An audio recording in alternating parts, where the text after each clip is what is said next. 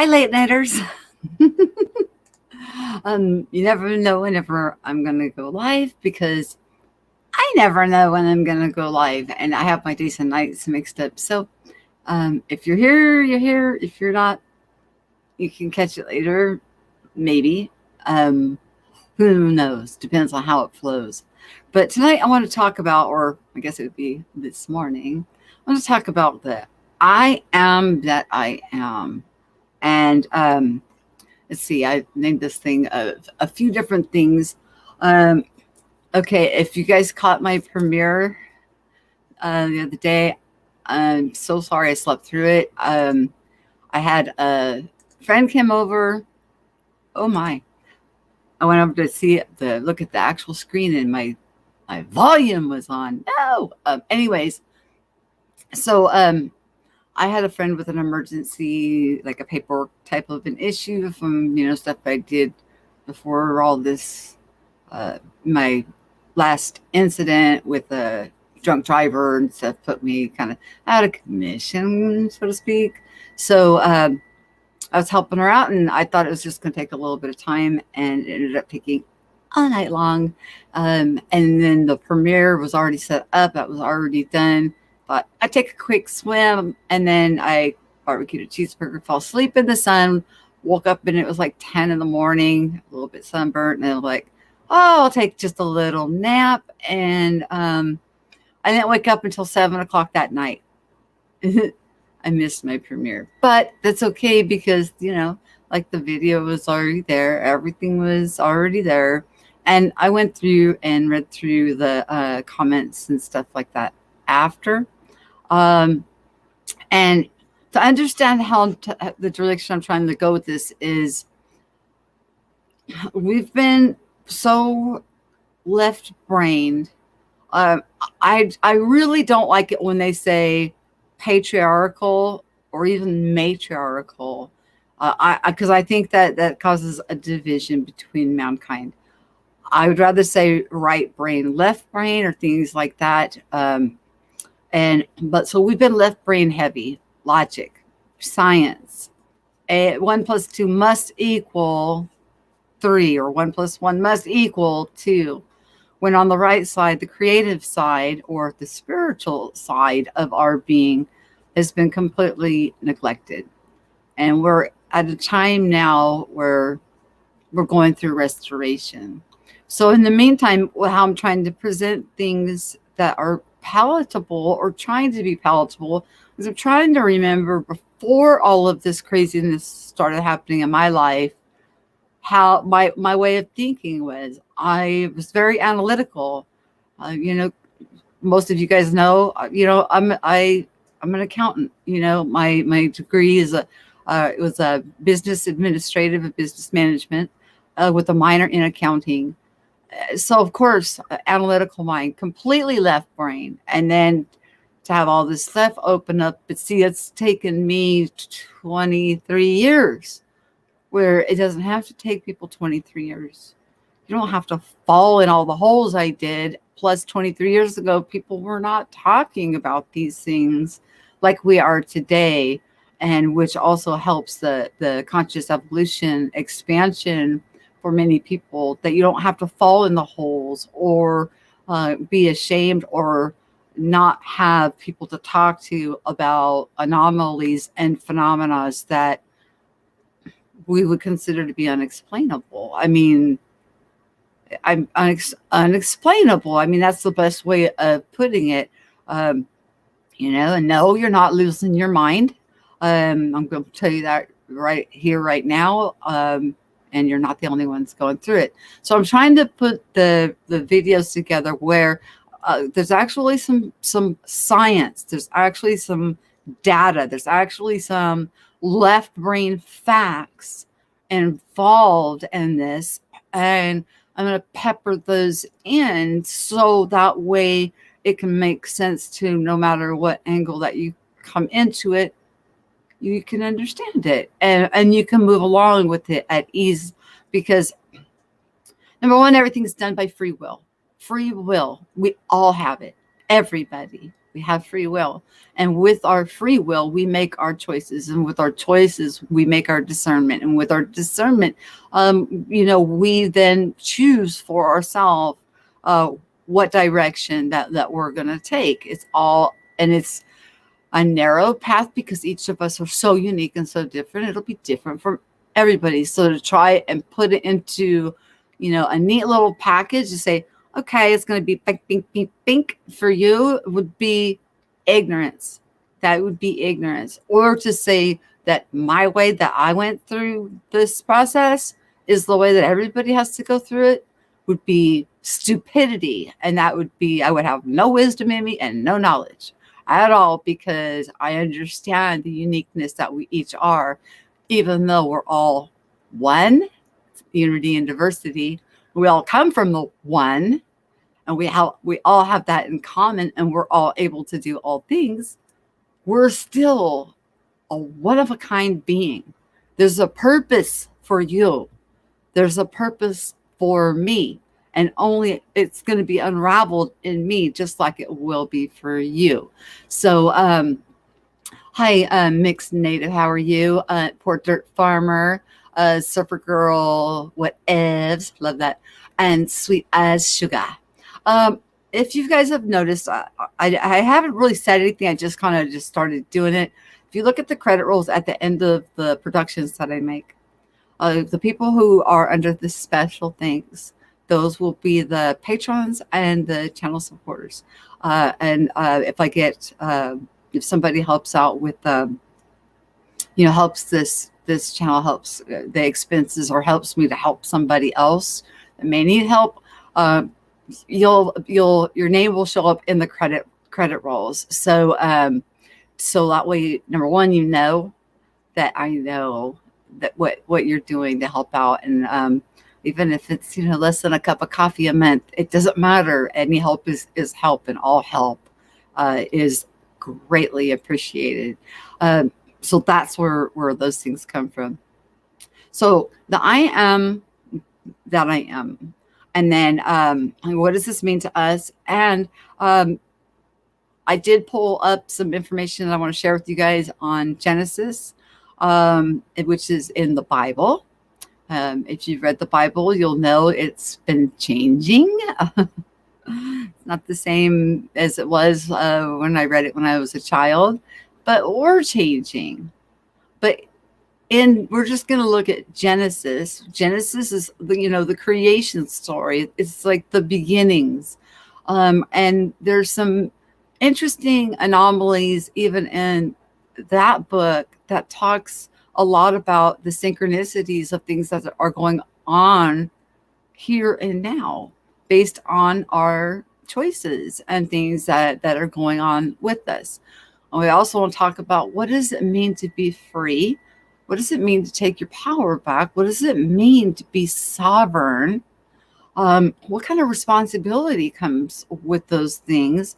And when is it that it would, and I'll put these to you guys and pose them as questions, is when is it that what it is that I want to do encroaches on your sovereignty, your rights to be, and your freedoms, things to think about, things to ponder. And I will open up the stream for people to come on and join if they would like to. If not, we'll go back over and listen to some more music, because that's why I was a little bit late. I was looking at the stuff to share with you guys, but at the same time there was a music stream going on, and I just love it when they do sing-alongs. Okay, let me see where I'm at. Okay. Oh, I forgot to put what date we are on. What date are we? Okay, where is that darn banner? Neat. Today is the 14th, yeah? Yes. It's the 14th. Okay. In Genesis, on the creation story, I can see comments if people talk.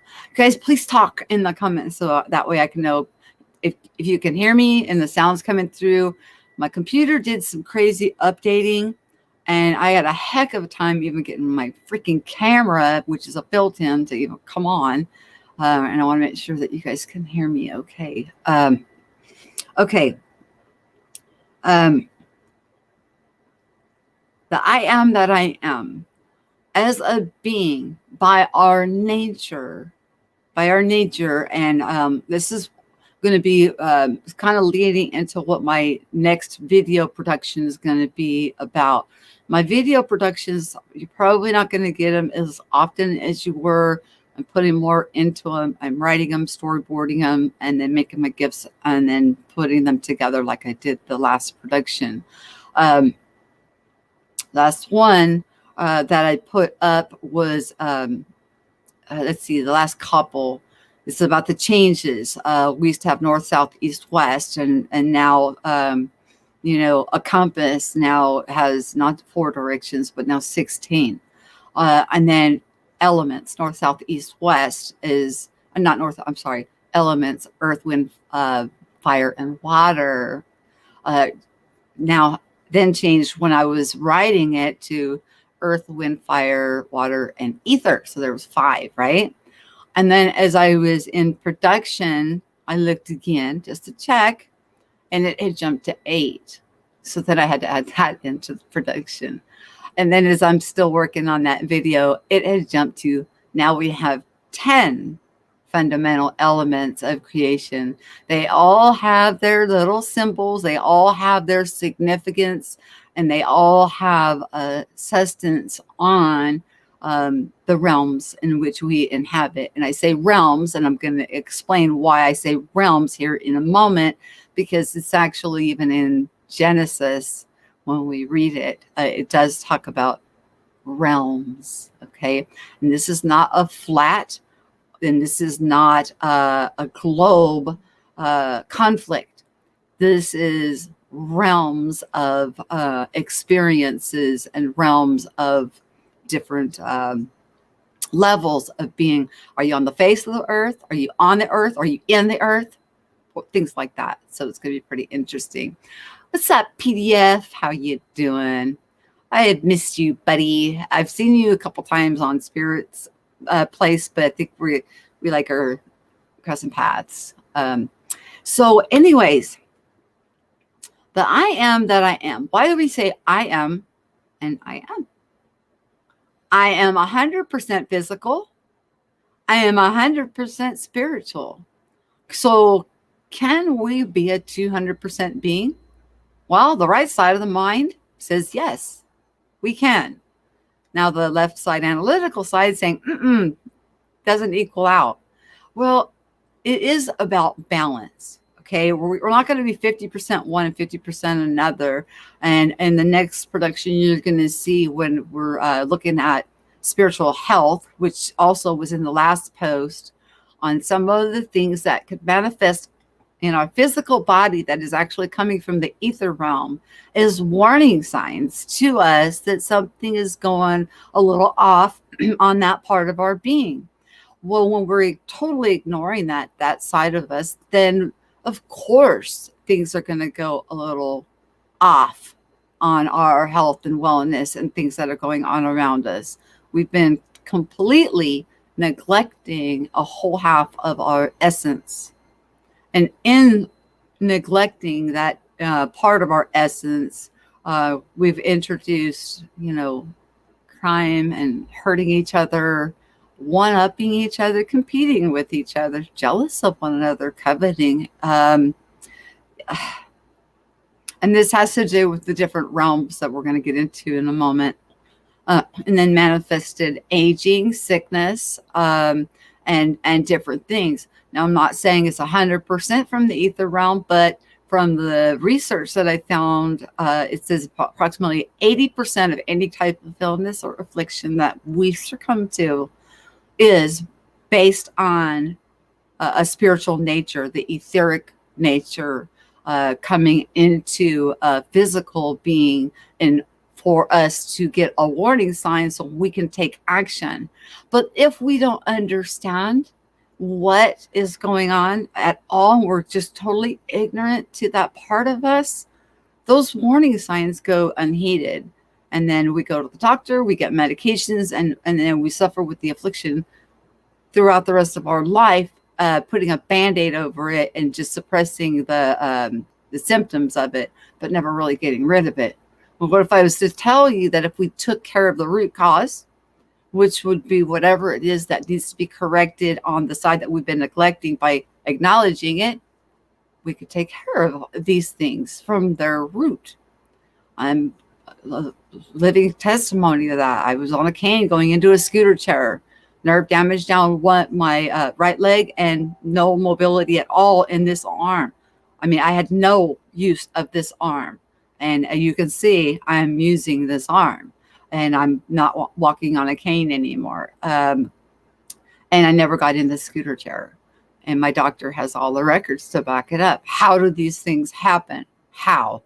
The only thing that I was doing was going through this process of trying to figure out what the heck was going on when I started having dreams. Mine started out with having dreams and lucid dreams and going out of body. And this is after, if you've been watching for a while, my near-death experience, or I would call it a death experience. I was gone 6 days, you guys. It's quite a long time in Earth time, to split. And then when I came back and opened my eyes and recognized my parents and asked for my hairbrush, explains a lot by the looks on their face that 30 minutes prior, I didn't know who the hell they were. Had no concept of who they were. I was a body there, empty vessel. But I came back and I recognized them, and they filled me in on the events that happened while I was gone. And let me tell you, I really didn't want to come back. That place is amazing. But it was my choice to come back, though. I made the choice to come back. Nobody made it for me. I wasn't told that, I had to come back or anything like that. I had to choose it. I had to choose to come back, and I did make that choice. Anyways, but it was years later, these lucid dreams just started. I don't know why. Nothing was going on. I was taking care of my children. I didn't have time for this crap. I mean, I'm just going to put it blunt. I didn't have time for it. I didn't know what the heck was going on.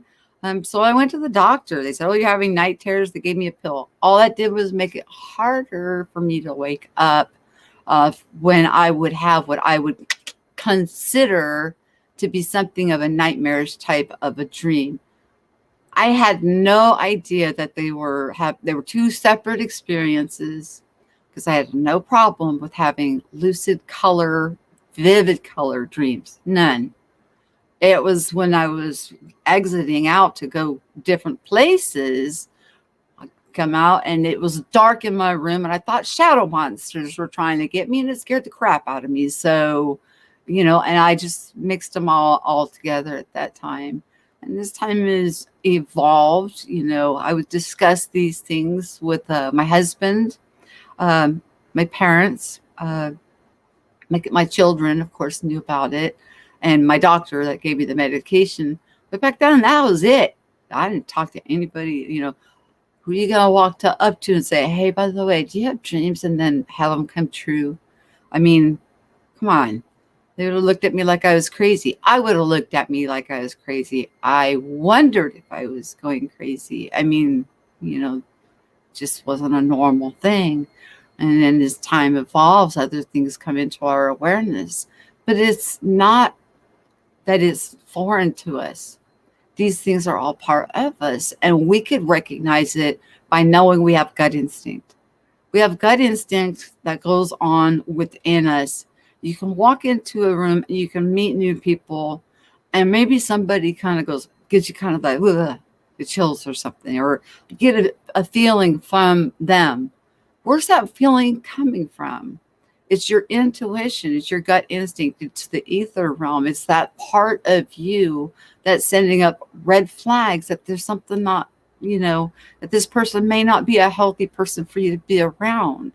And when people are not healthy to be around, it's only because of identity crisis that they've got going on within them. They don't know who they are or even that side of them.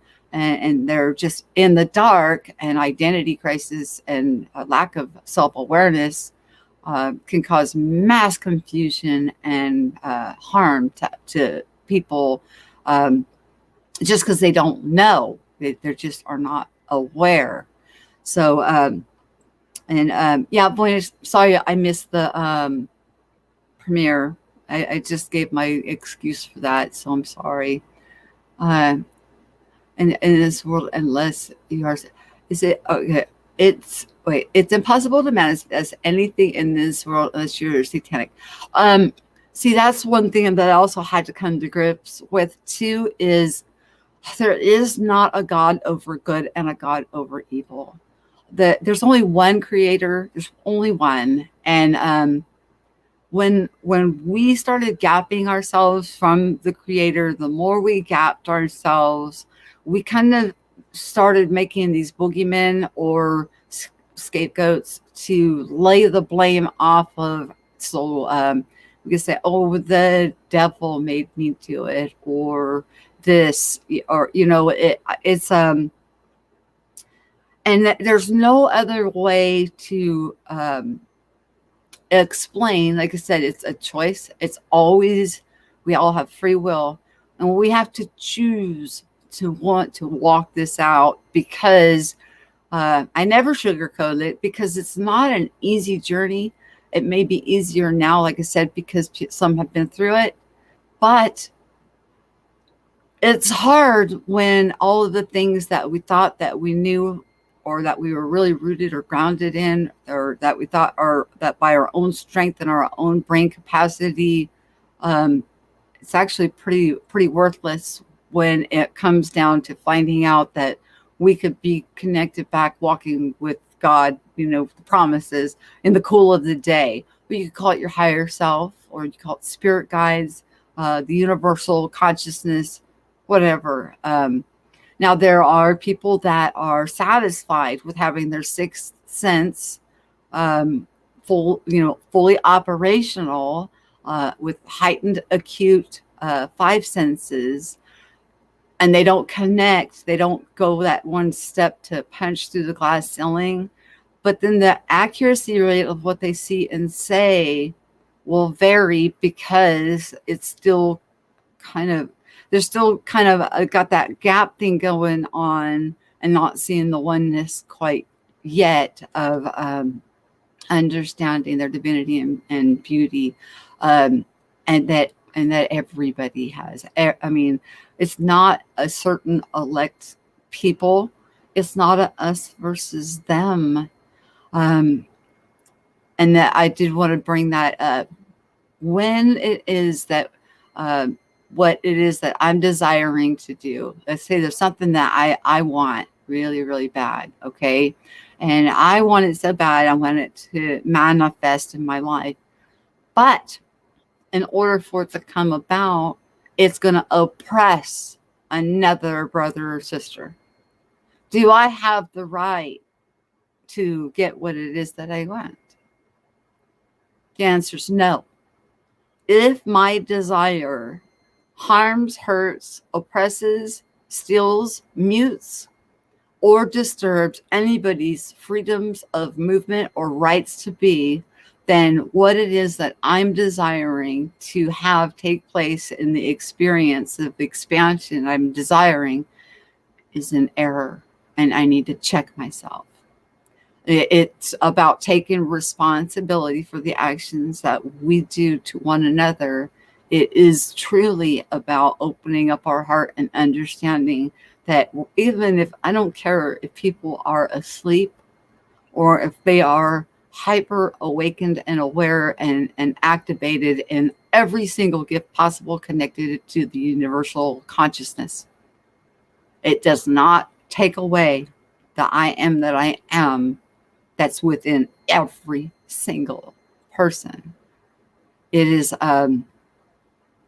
it's definitely a paradigm shift. Hey, Pugface, I thought you were singing. Are you going to come on here and sing? That would be awesome.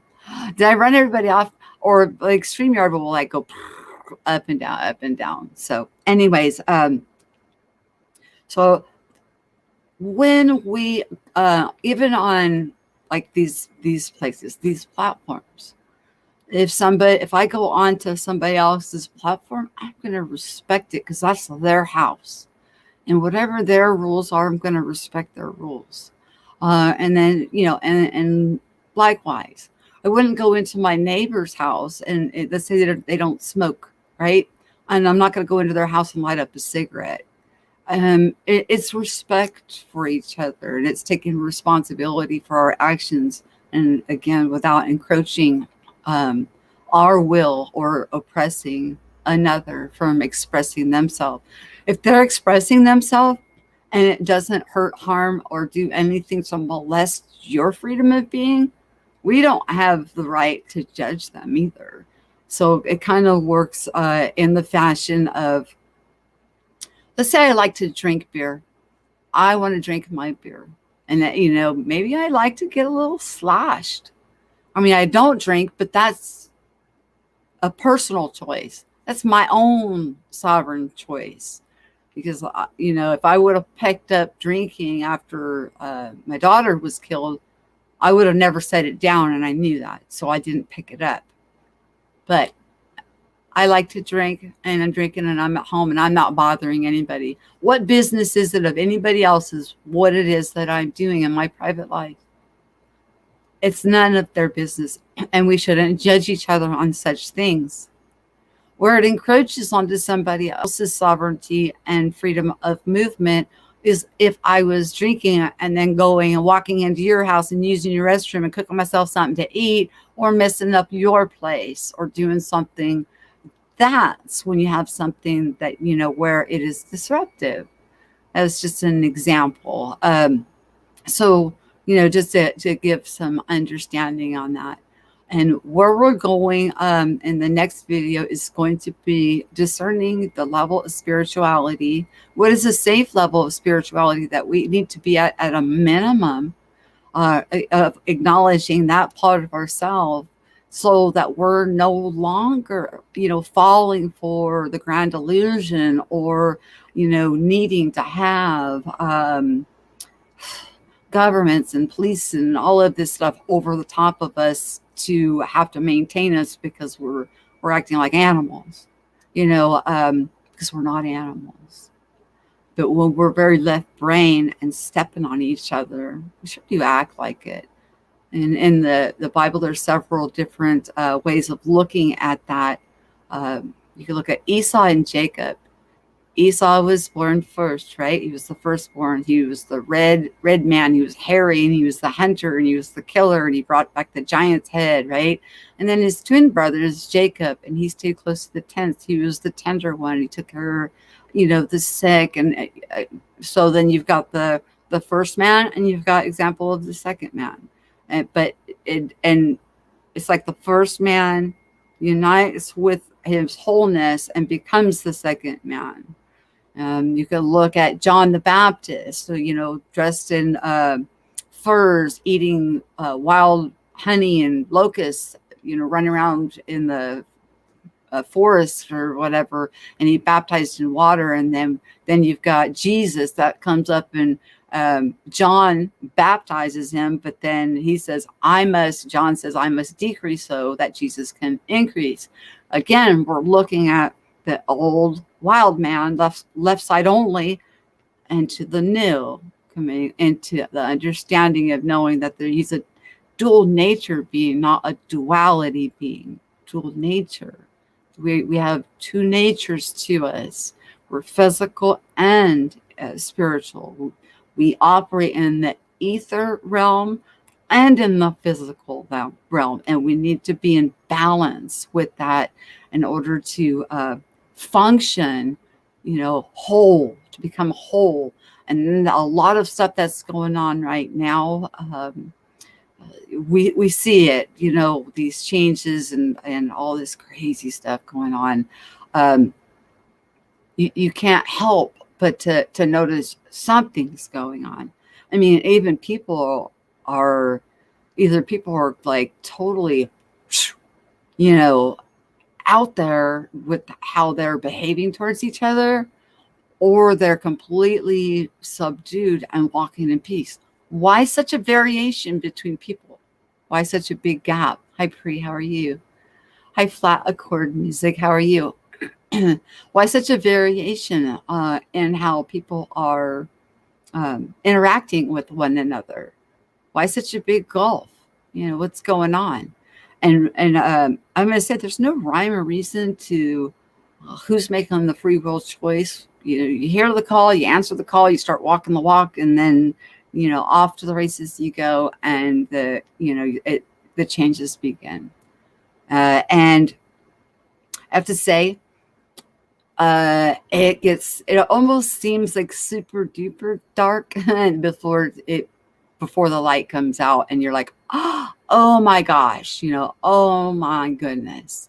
And even in Genesis, it says God separated the dark from the light.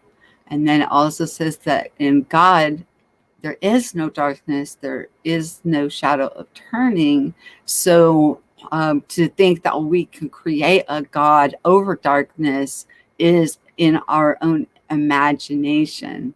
And by using our imaging faculties, we can create such things to taunt and mess with us. Know how powerful that you truly are. Hey, Double O, how you doing? I'm gonna screen share. I'll go ahead and put the link in. I still have more that I want to share. I'll put the link in there for anybody that wants to come in, and then I'm going to screen share in Genesis. And what I'm going to share in Genesis is, how there's multiple realms and how we can see that in there, and also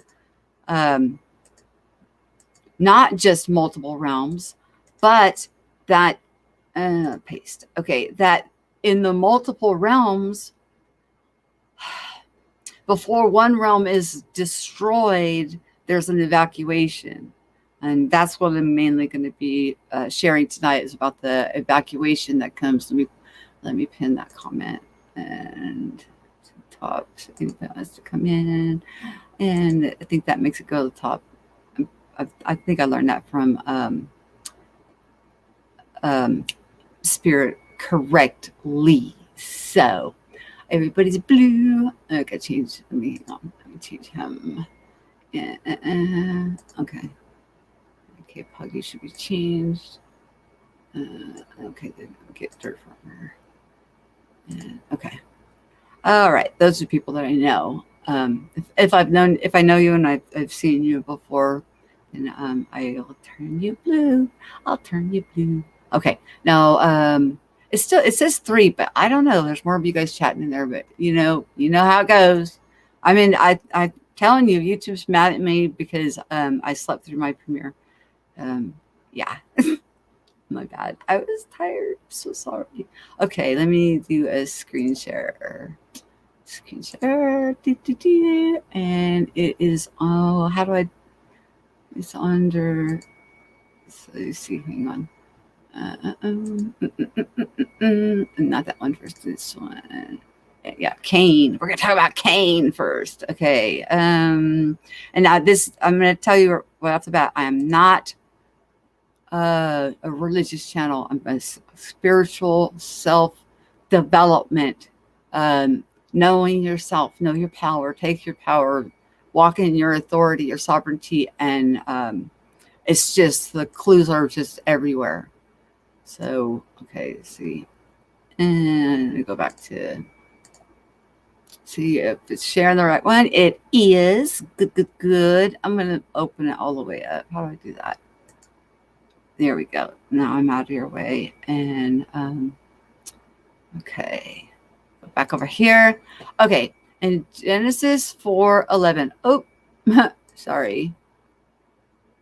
4:11. Okay. It starts with, can you guys see this okay? Do I need to make it bigger? Is that better? Can you see that better? I can't see the chat. So sorry. Okay. This is like supposedly God talking to Cain after what he did to Abel. He says, "What have you done?" replied the Lord. "The voice of your brother's blood cries out to me from the ground." This is 11. "Now you are cursed and banished from the ground, which has opened up its mouth to receive your brother's blood from your hands. When you till the ground, it will no longer yield its produce to you. You will be a fugitive and a wanderer on the earth." Okay, let me go. I gotta go over. Okay, on the okay. Let me go over to 2 because of I read that one too. So continued. Okay.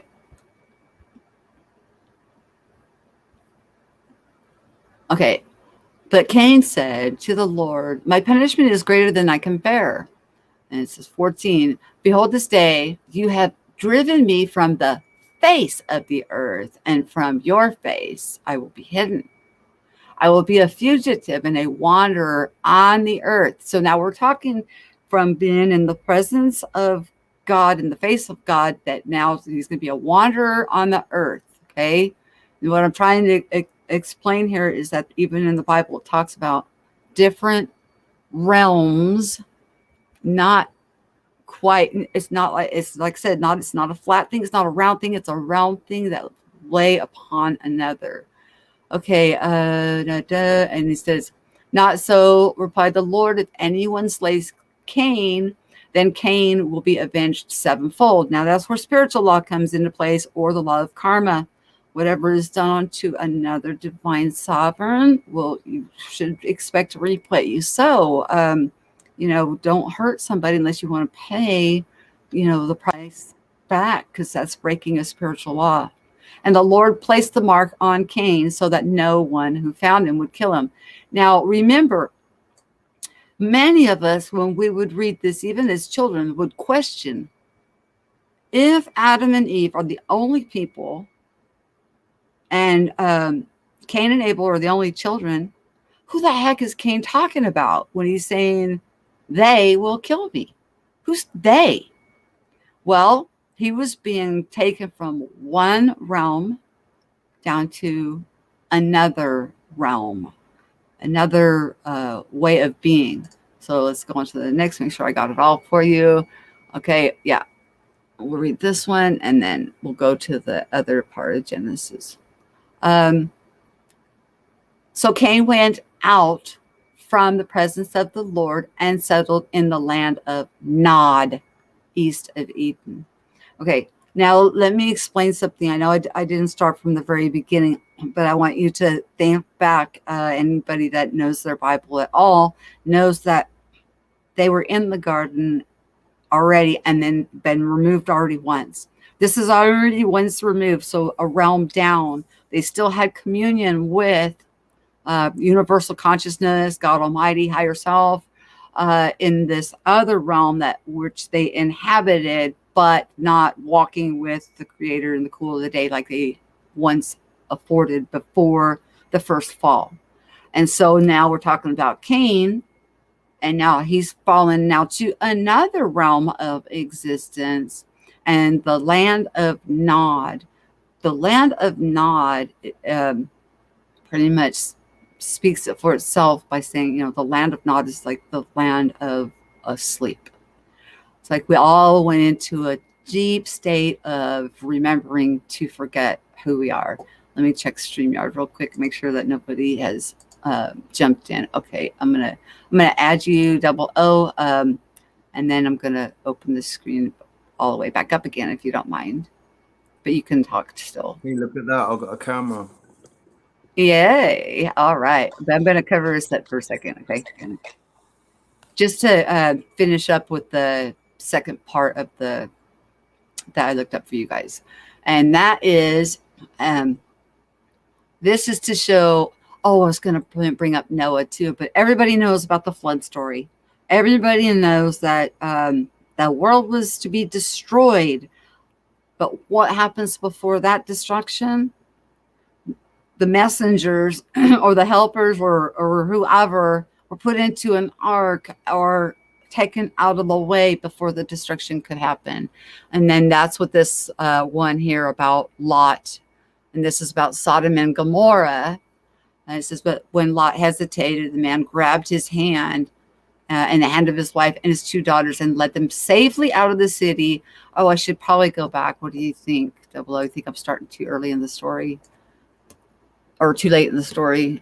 Okay, there was a judgment deemed on Sodom and Gomorrah. And I think there was actually 5 cities that were in the surrounding areas that all had were to be destroyed.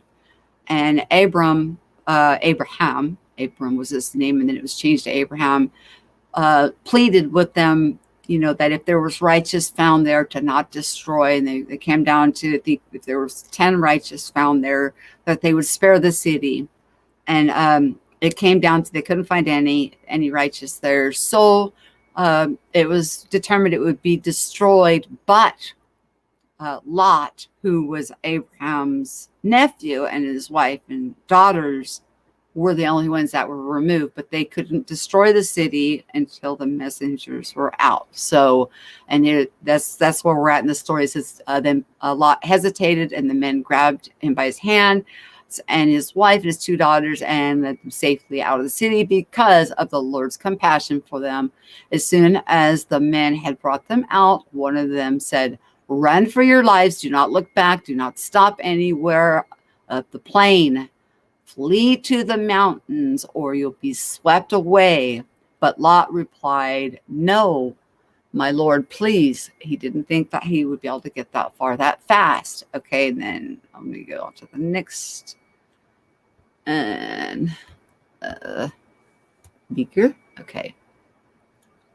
And okay, he said, okay. Do not look back and do not stop anywhere on the plain. Flee to the mountains or you'll be swept away. But Lot replied, "No, my Lord, please. Your servant has indeed found favor in your sight, and you have shown me great kindness by sparing my life, but I cannot run to the mountains. The disaster will overtake and I will die." This is where Lot, the messenger, or just a few that were related to Abram, were removed before the disaster or calamity befell them. I'm going to jump ahead 2 verses here. Okay. And it says, "Look, there's a town nearby where I can flee, and it is a small place. Please let me flee there. It is not a small place. Then my life will be saved." "Very well," he answered. "I will grant this request as well, and it will not be demolished, the town you indicate." So Lot actually spared one of the 5 by it being a close place, but the messengers were removed before any kind of destruction would befall them. Okay, let me go back over to stop screen sharing. So that hopefully that kind of helps to, I know I'm using the Bible, but I'm not using it like I'm not saying Bible bashing. That's not the purpose of it. It is to show examples that there's realms, and it even talks about falling to the different realms. And then what happens is we get blinder and duller and blinder and duller. And then we have a whole paradigm that we would call like the unseen realm that exists around us. And we're walking into a time now where a lot of people can see. We can feel intentions behind people. We can sense if we can even tell if somebody's talking about us behind our back and to who and what they're saying. So did I ever think that was possible? No. I did not. My rational left side of my mind said that's crazy. We're talking about, things that would be miracles or magic. There's a lot of people that are stepping into these abilities now. They're able to do these things. Does that make them God? No. Makes them a child of God. But they are integrating in, and why it's important to have our spiritual health and well-being and bring that back into our awareness and to acknowledge it and to know that we're more than just physical. I'll let you say hi. And Just give me a sec. Give me 1 sec, Michelle. Let me just no sex for you. Get one get it? sec. No sex for you. It's late. Sorry. Oh, that's not the background I wanted. I'll change that. So, anyways, yeah.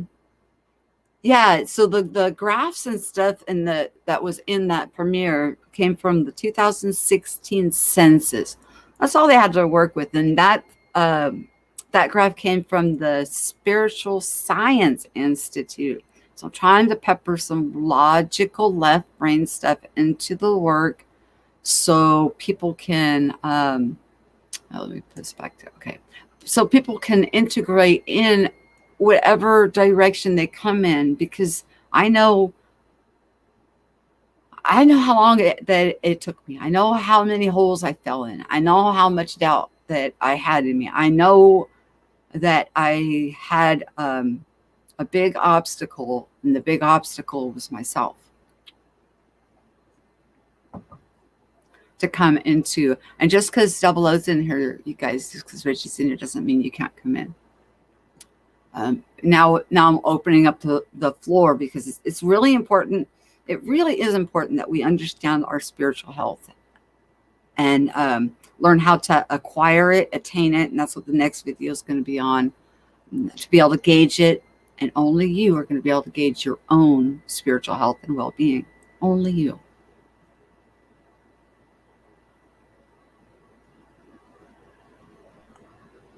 Hello. Hello, love. So, hello. Good day. Good evening. Good afternoon, whatever time it is, wherever you are. I know I got my days and nights mixed up. Raise this up a little bit there. Yes, so how's everybody doing? I'm doing fantabulous. Fun dubby dozy. Except for, I think YouTube's going to fire me for not attending my own premiere. No, do you know what? YouTube does that. Well, actually, no, okay, you've gone to sleep. You had a busy day. You know, you've been using a lot of energy before that. State in my place behind me. I was going to say something then. It was terribly poignant. No, it's gone. Did it have to do with spiritual awareness and awakening? And no, well, I suppose so. About my own spiritual awareness, about since our session, what I've just, things have just got clearer and clearer and clearer. Not for me to be able to explain to anybody else, because all I can do is explain anything from my own perspective, my own perception of things from my own perspective. But for myself, the things that the synchronicities and stuff that I'm seeing now since our session, and the things that I appear to be able to do, quite. I just feel good, man. I feel really good. I feel empowered, kind of. My friend in Israel said to me today, "You create reality, man." Like, seriously saying, I'm amazing. I actually create reality. And I said, "No, dude, we create reality." But it was a silly little thing. Well, it's not silly, but it ended up being a silly thing. His cat, who he very much loves, Linda, she's a gorgeous white cat, absolutely beautiful. And he's besotted with her. He puts her in every video that he can. And she disappeared this morning. And he was obviously a little bit distressed because,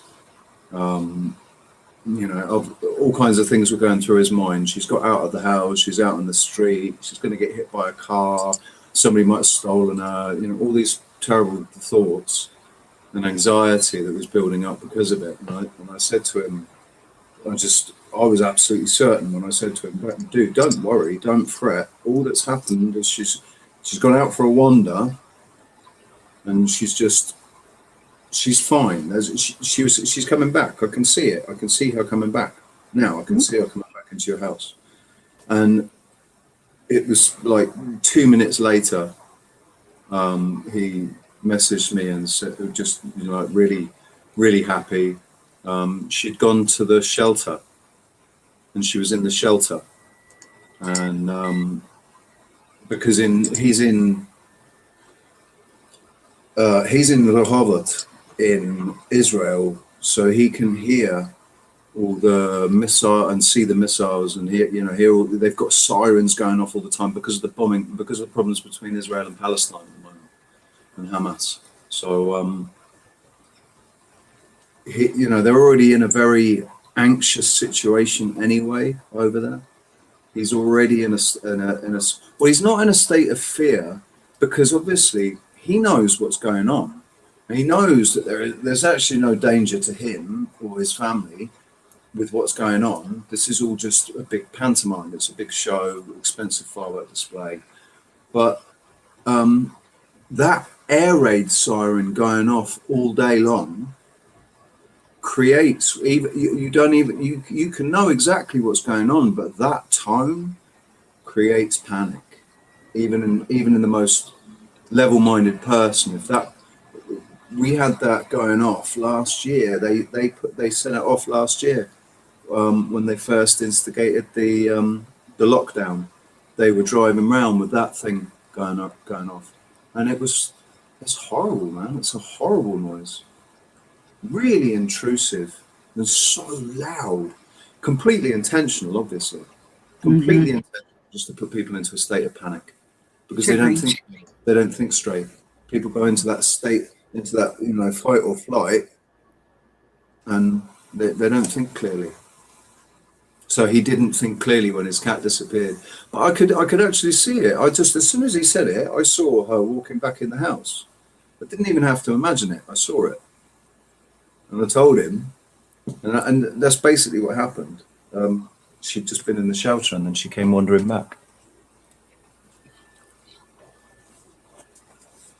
Did I tell you about Banana? Banana. On Mother's Day? Banana and Hannah. No, doesn't say. Since we're talking about animals, I'm going to tell you a strange story. This dog is a beautiful dog. I'm getting a feedback. Sorry, it's probably me. Maybe. I'm still getting it. What is it? I guess turn your mic down maybe just a tiny bit. I can't. I'm on my phone.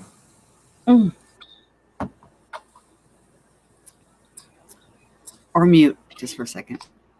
The dog's blonde. It was a beautiful blonde dog. It was a big dog, probably a show dog, and it had this black collar on. It had all these little rhinestones, and this dog was just hauling booty. And the lady's like, Banana, Banana, and she's trying to catch this dog. She's like, we've been looking everywhere for you, Banana.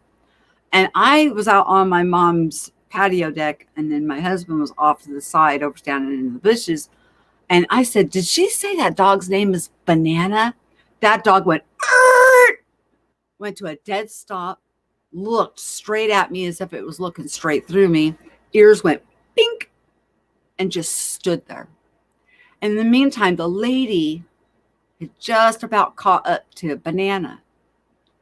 I turned and broke eye contact with Banana. Banana stood there for a good 3 minutes. We couldn't believe it. My husband and I were like, what the heck is going on?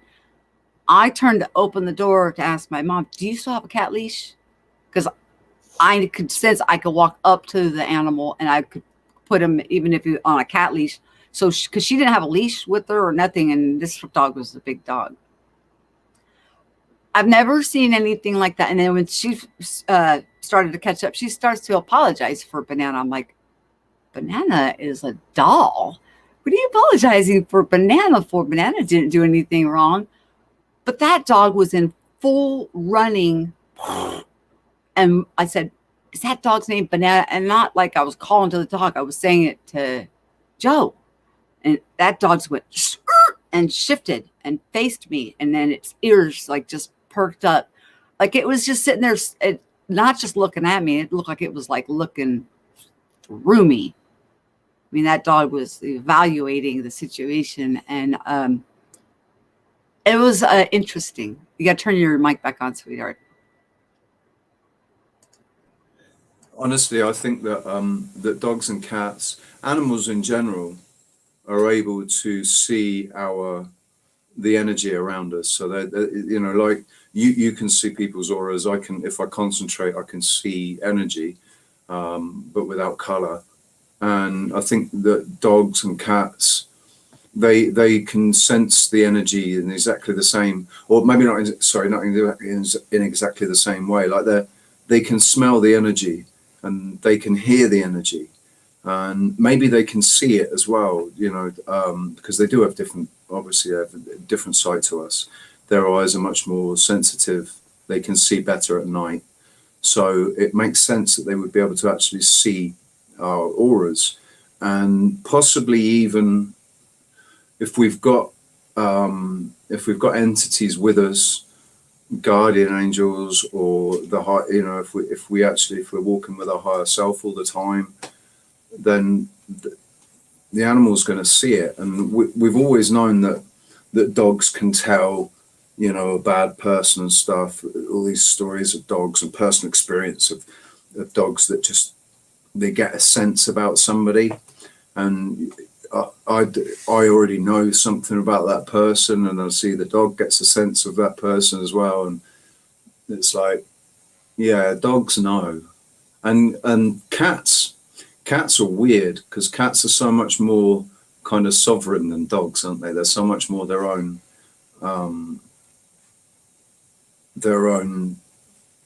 being. They, you know, they're not as They're very independent. they're not as easy to read. Yeah, they're way more independent. But cats, I think when you see them, when their eyes, you know, their pupils go really big, and they're looking. And I think with cats, it's because cats had a significance in the Egyptian days, didn't they? Or back in the days of Egypt, cats were very, very significant and linked to the realm of the dead. So yeah, it doesn't surprise me. I wonder if it's because of the 9 lives thing, you know, said that, you know, cats always land on their feet. Cats have 9 lives. And then there's this, you know, the nine different parallels of Earth. I don't know. I mean, it's just interesting that these things are becoming so transparent now as we're walking through this. We're seeing more. And I don't talk about the things that I operate in a lot. I just don't, because of I know that everybody can do the same thing, and I don't want people to worry about what I operate in, because if they worry about that, then they're taken away from their potential, because everybody can do all things. But we each do it in our own unique way, and that's what people need to come to appreciate. We each do it in our own unique way, and if the way that you do it is different to the way that I do it, and like at the moment it's obviously completely different, because I'm not remembering any of my dreams, Right. but I know I'm having them. So there's still an element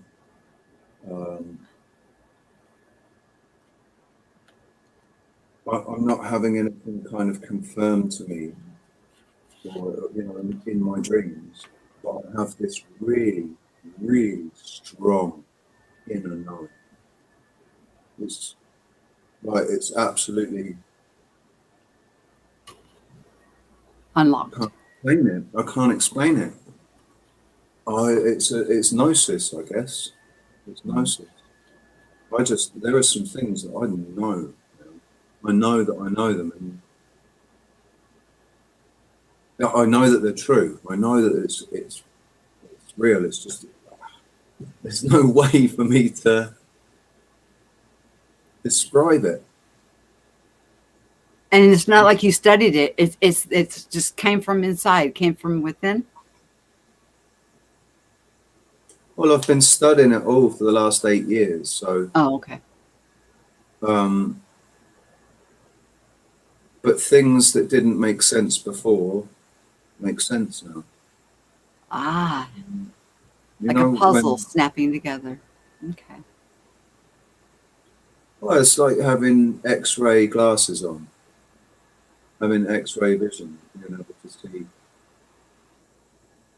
looking at something and being able to see how it works without really having to take it apart and look inside too much. Right. That's the only way that I'd be able to describe it, or analogize it. It's like that. Well, Nice. look at a problem,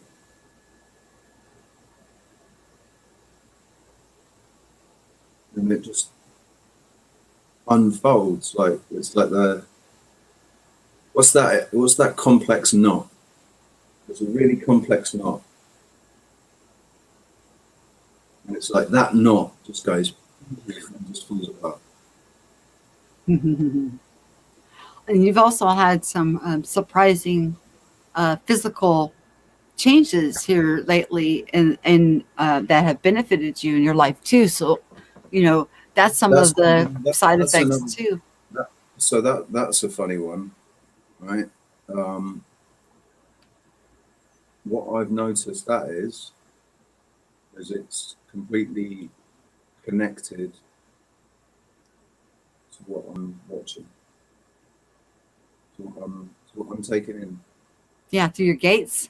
Absolutely linked to what I'm taking in, energy wise, and you know. And the thing is, at the moment, I can't see myself stopping doing what I'm doing, so I'm just going to have to deal with it. It's nothing. Um, I know it's nothing serious now. It's just linked to that. It's if I don't immerse myself in certain things, then it's gone. It goes away straight away, almost. Like I spent a day making music, and it was gone. Wasn't there? And it's well,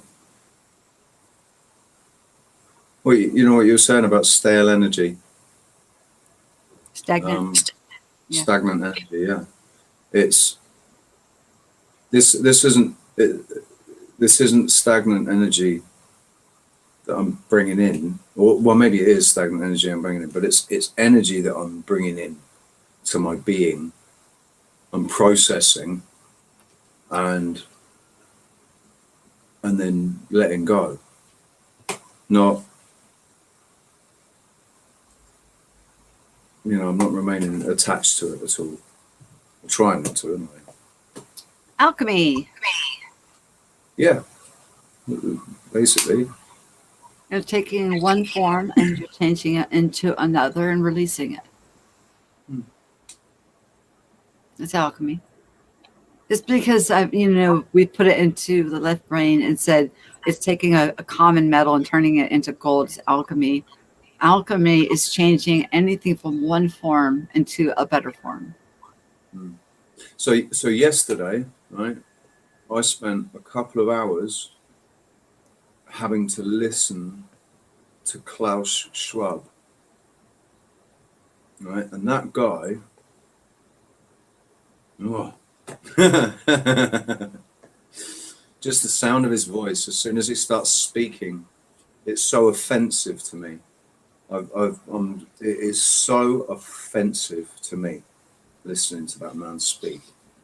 And I was actually, like, a couple of times I had to switch it off, but I was trying to find something. I had to find something. And so I had to listen to what he was saying.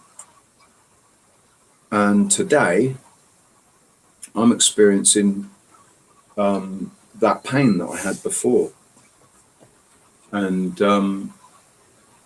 I know it's linked, man. It's absolutely linked. It's because yesterday I just put myself in a really fucking horrible place listening to that shit. And so I've just got to get that out now. I've just got to process that and get it out. And I kind of have. I have in my. I feel like I have. It's just going to take my body a day or two to catch up with it.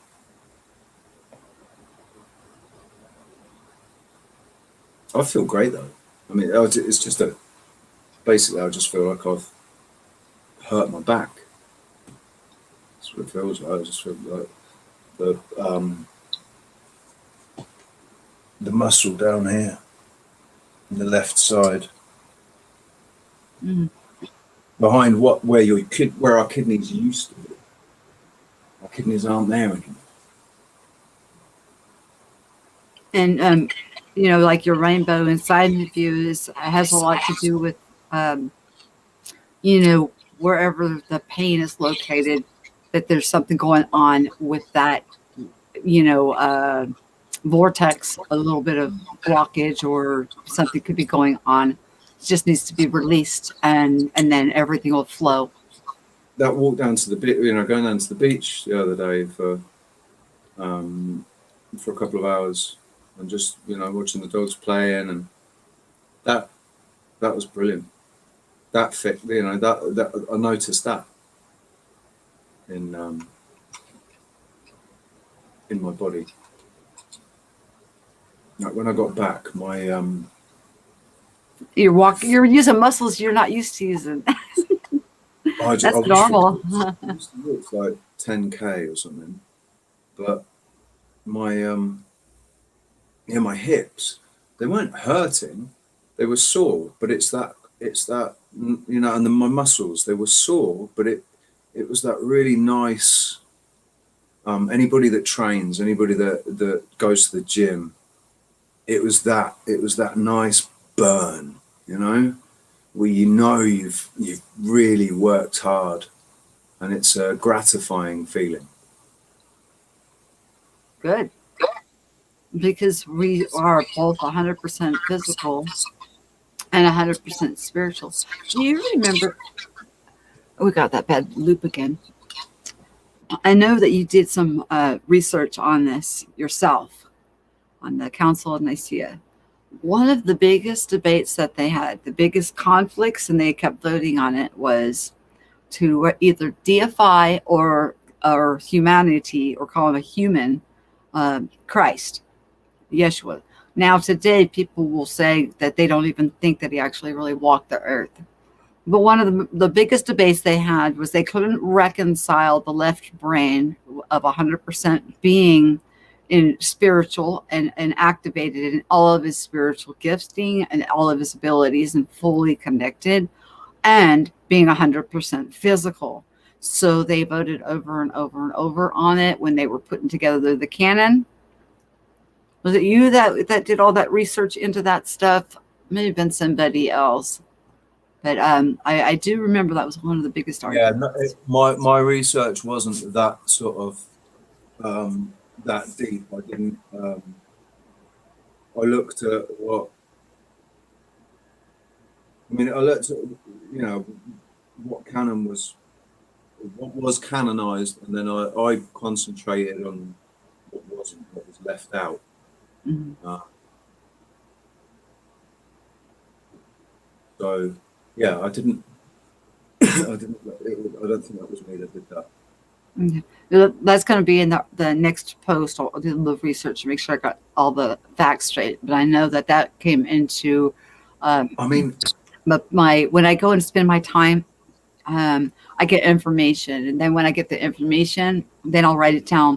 And then after I write it down, then I'll try and get some kind of physical affirmation in order to make it palatable for left and right brain people, or people that are, you know, balanced between them both.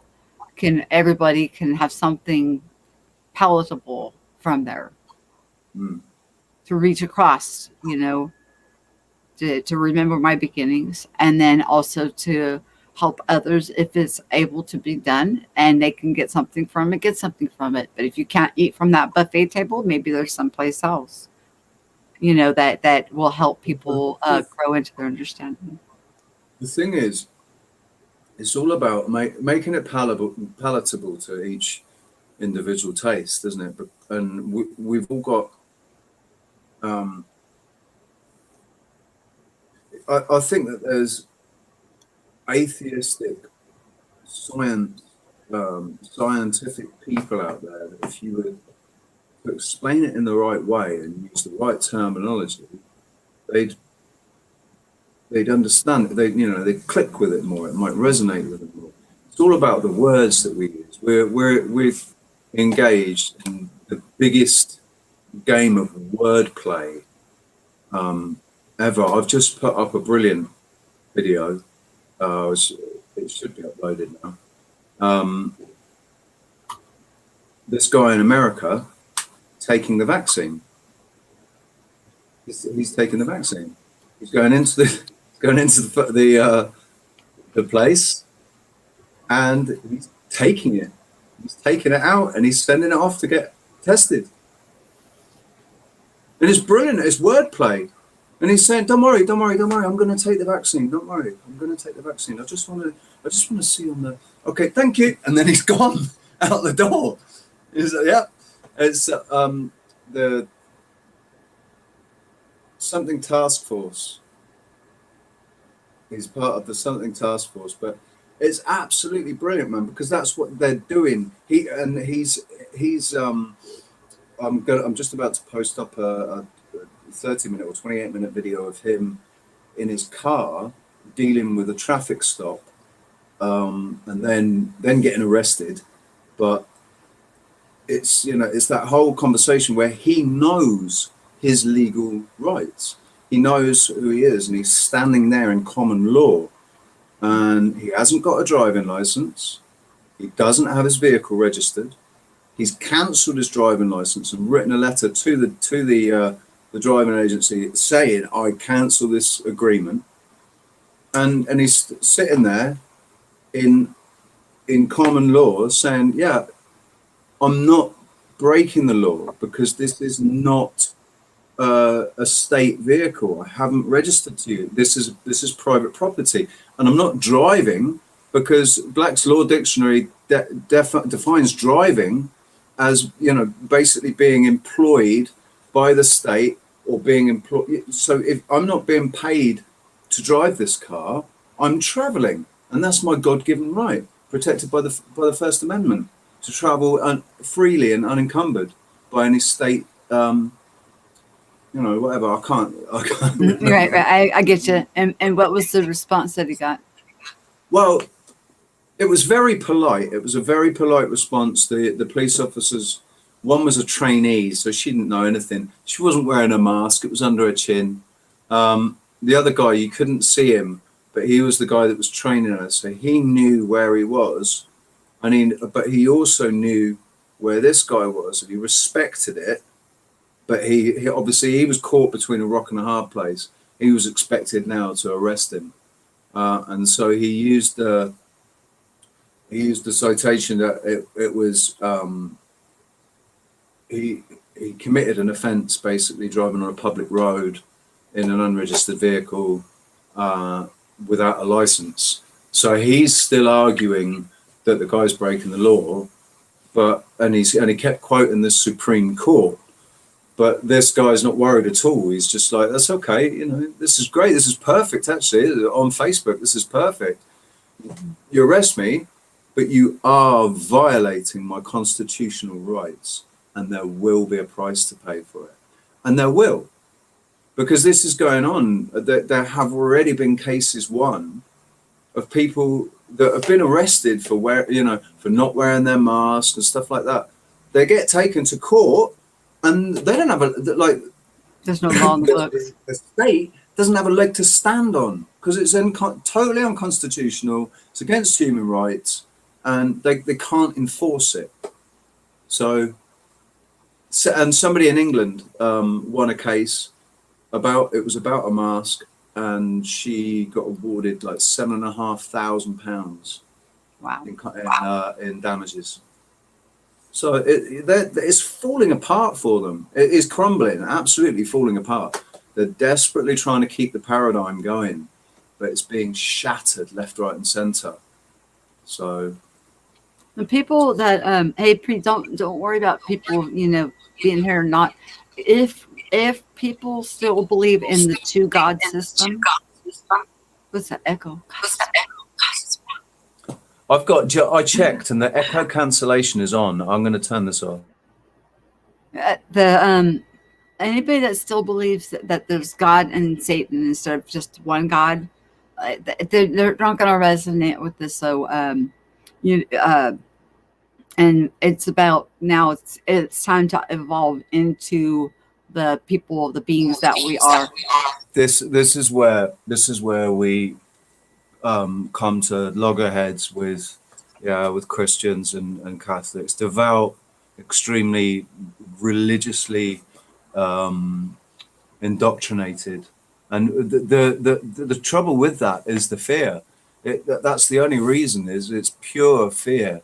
They're terrified that what they've been told is true, and if they do agree to what we're saying, and they do go along with it, then they're going to burn in hell for eternity. And it kind of, it's a bit frustrating, because you think, use your common sense. Do you honestly believe that a God that loves his children unconditionally is gonna, and your soul is eternal, so this lifetime isn't even a fraction of your soul's lifetime? So for an indiscretion in this life, what would be classed as a sin in your books, because of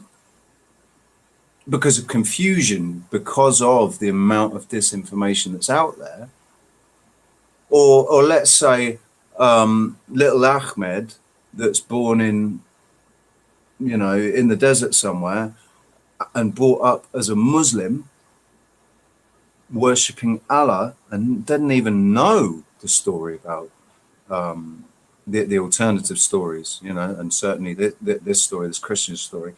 Do you really think that this God that loves all his children unconditionally is going to make that soul burn in hell for eternity because he got born in the wrong country?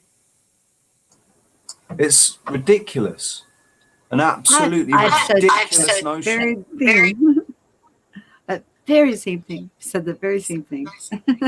It's a ridiculous notion, and to agree with that is like, well, then in that case, then your God is actually not a very nice God. That God really isn't very nice, because it isn't unconditionally, it's conditionally. He will only love you if you worship him. And but he loves his children unconditionally. That's where I started. It's hard with the feedback. I'm going to use the girls. Should I put a song on, or do you want to hold it? Do you want to talk while I go to the girls' room, or? Oh, sorry, I didn't catch that. Then you're going to the girls. Yeah, no, sorry. Or I could play a song. Yeah, I mean, I can talk. Okay, you could talk. Talk. I'll be right back. I can't see any chat though, guys. So yeah, I can't see the chat. I don't know what anybody's saying. I don't know how many people are freaking out, saying that I'm possessed or something. This is all, everything, every single thing. Everybody has to remind themselves, it's all determined by your perception. And if you don't own your perception of what you're experiencing, and then you're being you're not seeing things clearly, and you're being tricked, you're being duped. If you're not allowing your own perception to form through discernment, and that can only occur when you look at things. You have to be able to look at things and discern for yourself if they're good or they're bad, because using somebody else's discernment to govern your life is not what God wanted you to do. God wanted you to decide. Wanted you to decide what you were going to do. And that's based on discernment. And that's what we were given. We were given the gift of discernment that I guess you can only really use if you're in touch with God or your higher self, however you want to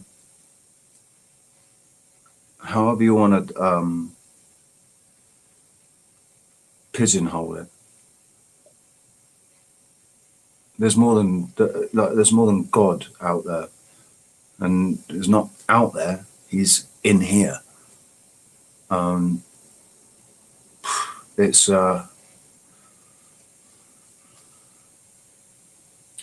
our obligation to discern for ourselves what is good and what is bad. So the best way to keep people away from information that you don't want them to know, but you know that there will be a karmic debt to pay if you hide or you destroy, the best way would be to mislead people into a perception of that knowledge as being bad, having a negative perception of the information and the knowledge. So what best way to do that with a fully installed God paradigm with God and the devil and Satan than to label it as satanic. And then, God, if you even look at that work, it's satanic, and God will judge you for it. I'm back. God will judge you. That's how I started, remember? Yeah. I was raised Christian, so I think that's why I stumbled around for so long. Yep.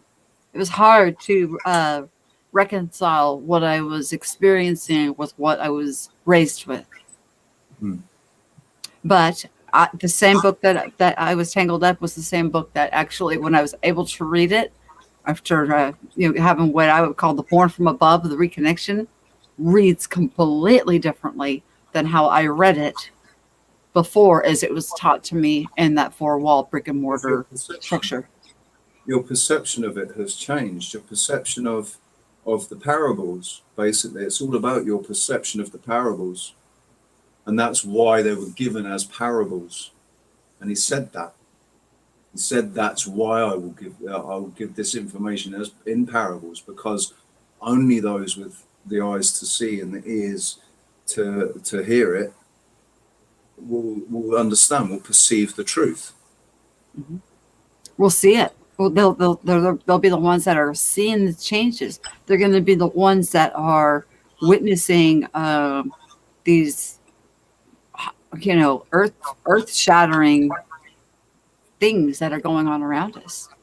Well, it's basically paradigms that are shattering and falling around us. Yeah, it gives you the renewing of the mind and the circumcised heart. Every promise that's in there that is from God, that's in that book, they're fulfilled. They're true, and there is no shadow of turning in God. He's all light, all love, and I can't say he.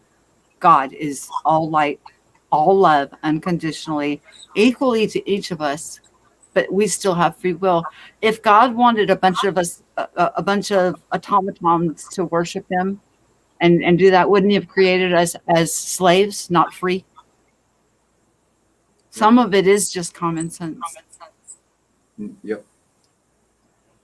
Yeah, exactly. And I'll tell you what, sometimes I get these great confirmations in the strangest ways. And it's only a confirmation to me. It's like, do you know Lionel Nation? Do you watch Lionel Nation? You ever seen him? You always ask me all these people about all these people. I'm like, no. So Lionel Nation is funny. he is a personality. He's been on mainstream news as one of these guys that they refer to. He's a media analyst. He's a this, that, and the other. But he's got his own channel. I'm sure a lot of your subscribers will know him. He's quite big, and he's a really funny little guy. It's funny because to look at him, I thought that he was actually Jewish because I thought he looked kind of stereotypical Jewish, but just because of the glasses, I think. But he's actually Italian, and I think he's atheist. I'm not sure, but he's not a Christian or a Catholic, and he's very, very, very cynical, incredibly cynical. He was a Trump supporter until Trump started to kind of not really do what Lionel was expecting him to do, and then he was very critical of him, and then but he was realist. He was an absolute realist about what was going on. And the thing is, you know what we say about how we cast spells by speaking, and we can put hexes on ourselves, and we can put hexes on situations by saying it, by speaking it. And so he's speaking all these things out. This is going to happen, and this is going to happen, and this is going to happen, making all these predictions. And they all came true, man. Everything that he said came true. And at the time, I was a bit, it was annoying me, because I was like, look, dude, you're just helping reinforce these things, and that's why they're happening. If you said something different, it might go a different way. But he's been an absolute realist the whole time about things, and like I said, very cynical. And yesterday he said, oh, I'm going to tell you, he just sort of got to the camera, he said, I'm going to tell you something, all right? And this is crazy, but sometimes I think that you're all just playing a joke on me. That the entire world is playing a joke on me. And that any minute now, you're going to go, yeah, we were just kidding you, man. And it'll all go back to normal. And when he said that, I thought, there's hope for you yet, Lionel. There's hope for you yet, man. Because it's kind of is what's happening to everybody. It's like everything that's happening is happening to show us clearly, like, there you go, man. All right, so you either take it or you don't. You either listen to what's being said and you get it, or you don't. And I think if you don't get it, I was saying to I've said to a couple of people now, people that are you able to see private chat? Like if I type something to you in the private chat, or you're on your phone, it's too small, isn't it? I can if I go to the chat. Not the chat, private chat. Yeah, I can go to the private chat, but then I can't see you. I'm in the private chat now. Okay. Bugger! I've lost my train of thought. You were talking about it's all a joke, and then it's like, so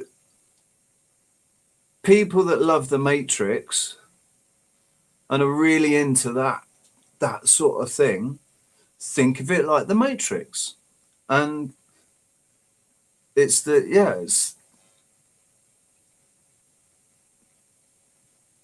clear signals that things are not as they seem. Things are not as they are being portrayed. And it made sense to me the other day why they are continuing with this narrative, despite the fact it's been completely, totally destroyed. Because apparently people just aren't, they can't even pay people to take the vaccine in America at the moment. They're struggling getting people to take it. So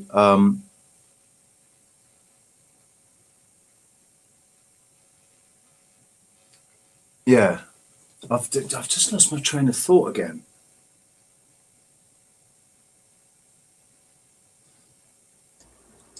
Read the private.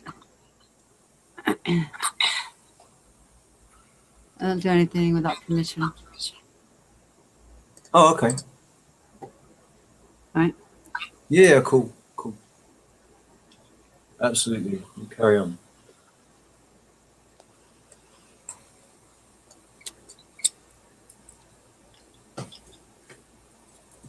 But yeah, it's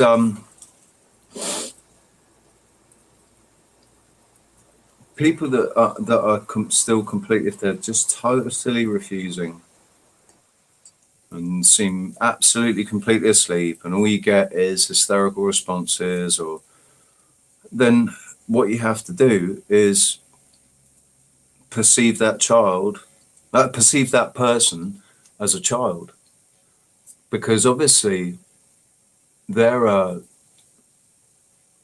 it's like they're a brand new soul or something. They just don't have any connection at the moment, or memory to work with, any soul memory to work with.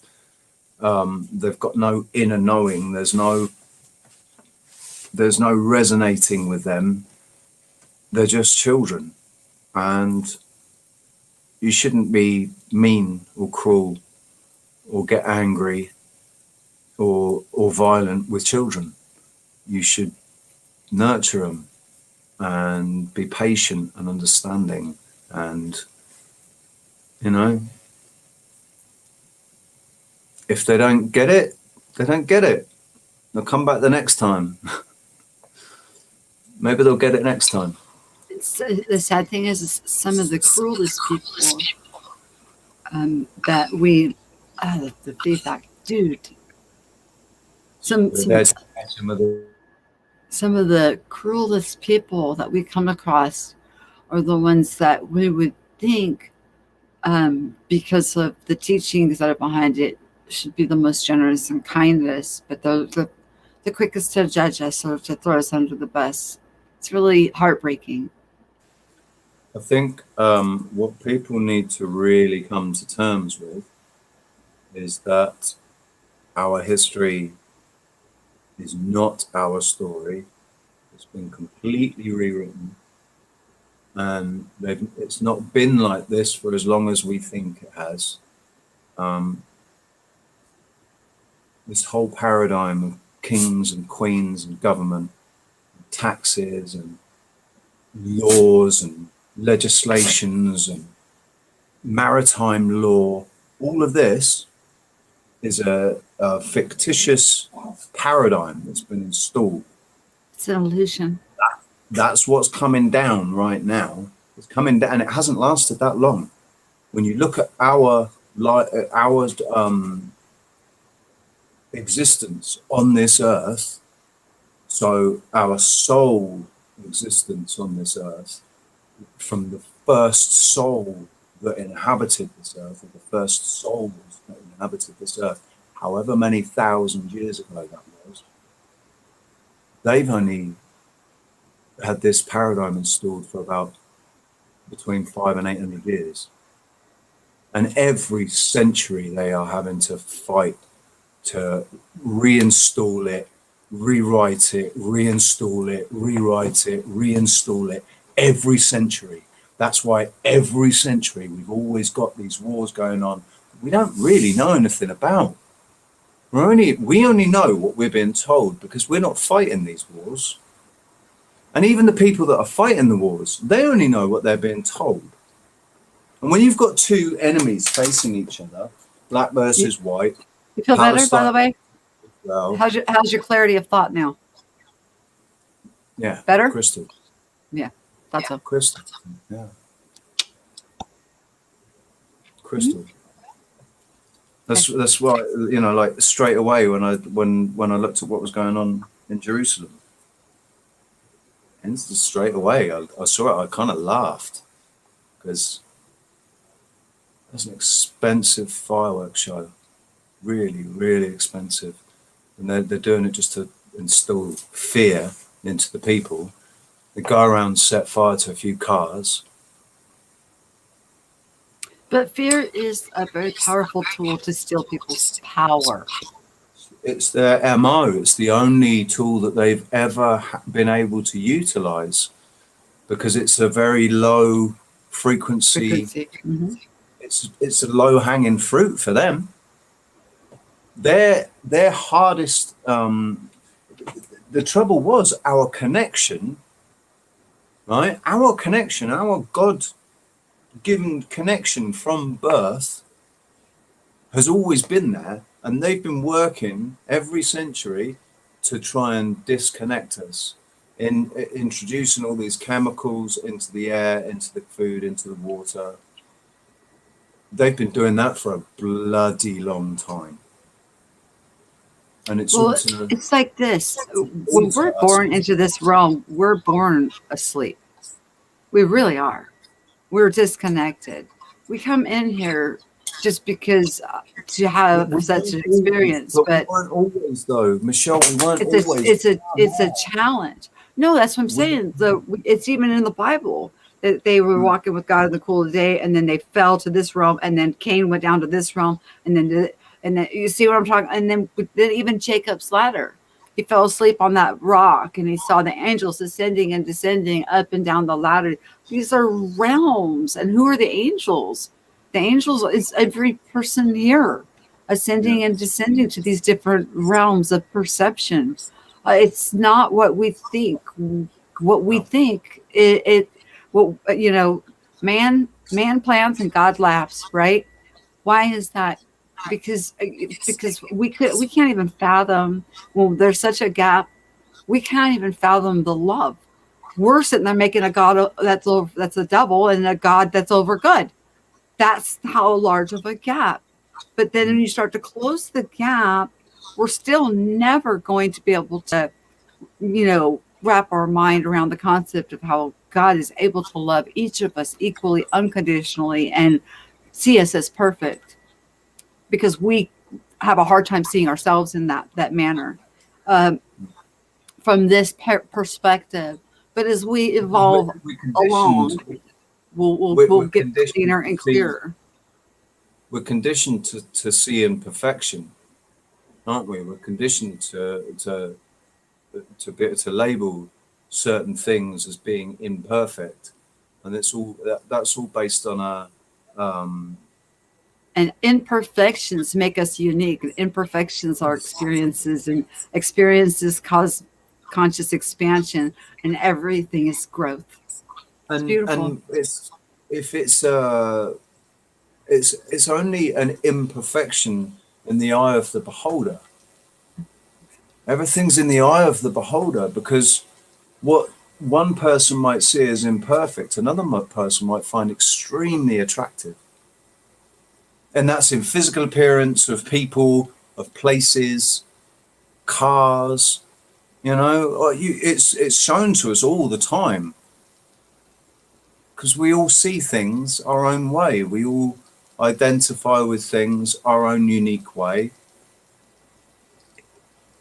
It could be argued that what I see as blue, you see as yellow, or you see as what I would call yellow, but to you it's still blue. So we're both seeing blue, but actually I'm seeing blue and you're seeing yellow. Yes. You can see what I'm saying. It's like, it's all in the eye of the beholder. One of the telltale signs that something really amazing is going on is the rainbow's flipped. The rainbow, if you see the pictures of this is an actual picture, but this is how I remember the rainbow. I noticed that. right? I noticed that. I forget when it was. I think it was last year, and I pointed it out. I said, "Look, that's absolute proof. There's a rainbow, and it's flipped." Because I'd heard it, but I'd not seen it, and then I saw it. I was like, "No way!" So it's on my channel there. I've got It's film. purple on the bottom, and we were never ever able to reach the end of a rainbow. We would chase it, right? Because remember, there's supposed to be a leprechaun there with a pot of gold. But we would chase after the rainbow. You'd never get to the end. It would dissipate. We'd be on the other side. But we go, what? But now you can actually get to the end of a rainbow and walk underneath of a rainbow. So what is that telling you? I mean, there's so much. There's phenomena, no matter what direction that you look in, that something amazing is going on. By the way, nose itching means you're getting spiritual stuff is stirring within. Just thought I'd tell you that. So whenever if you're here talking, listening, or your nose starts to itch, not that bad. That's almost picking. I can't hear you when you're on mute. Are you doing that on purpose? Are you just like making fun of me? Because we can't hear you. I'm muted. I'm bloody muted again. Yeah. Did you see the video that I put up yesterday? I think I'm going to give it a different name. Actually, it's called "What Are You Addicted To?" But I'm going to say I'm going to rename it. Are you struggling with addiction? And in that video, I've got a clip from a discussion debate between Zizek,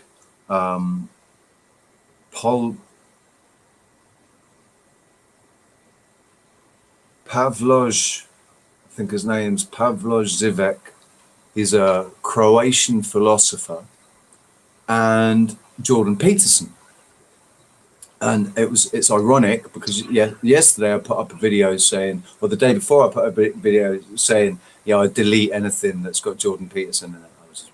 Jordan Peterson or Joe Rogan, nah, gone. Don't even watch it. But it's actually the Zizek that's talking. And I mean, it's clear to anybody that really knows anything what this guy's problem is. Because he's just, he's like, he really, he's one of these, when if somebody... That's too much. Yeah, now, wow. Are we talking drug habit, or are we talking a tickle on your nose? There's a difference. Oh yeah, no, this is what I'm saying. This guy was displaying signs of somebody that was extremely conscious, and also extreme. His heart rate was going. He was very, But I made the observation that he's extremely respected in his field, and that any professional will see exactly what I see. So they all know what he does, and they all knew what Jordan Peterson was doing. They all know, but they're all still respected in their fields. It doesn't make you a stupid person to have an addiction. It doesn't, it doesn't defile a man what goes into his body. It's what comes out. Yeah. And I said, it's what are his reasons for doing it? Maybe he's doing it. That's what helps him get up on, and talk to all these people all the time. That's his fuel. That's his energy to do it. Some people take shamanistic journeys to get enlightenment, and they gain a lot of gnosis from it. So, and they take, is it ayahuasca or DMT? I am not anybody's judge. I'm not going to sit on that throne. That's not my job. I think that's it's a bit different. Like, I think cocaine's a little bit different to ayahuasca or DMT, hallucinogenics and stuff, especially earth-grown ones that don't take a lot of production to. But people that smoke, marijuana, and that's from the ground.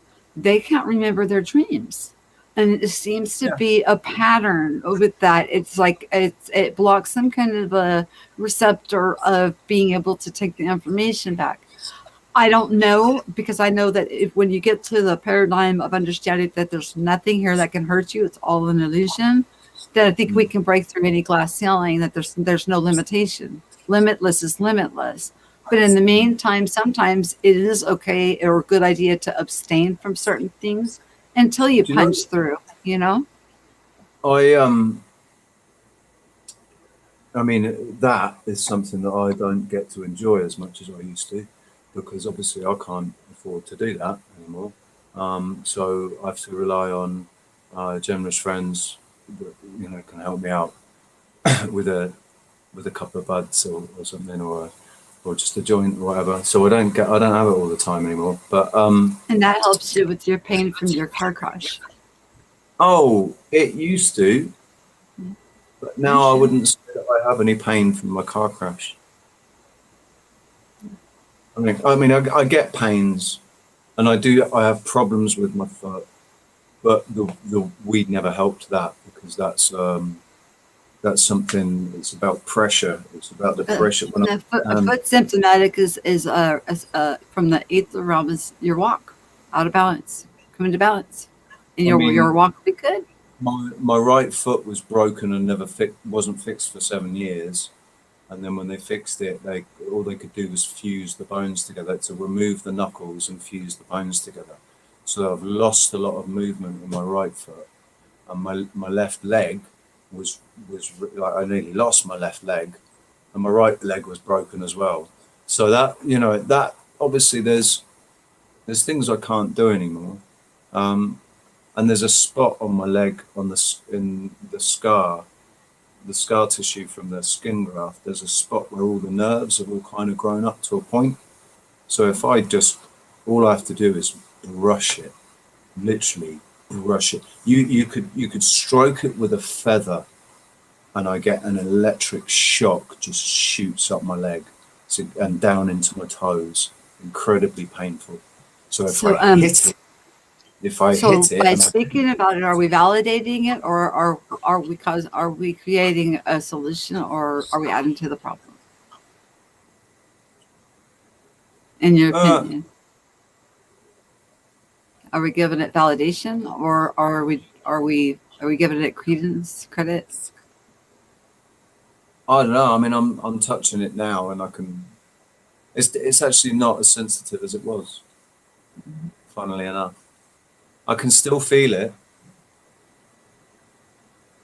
I know. Takes a while as the healings Isn't come that about. funny? I'm rubbing it right now. I would never have been. I would not have been able to do that.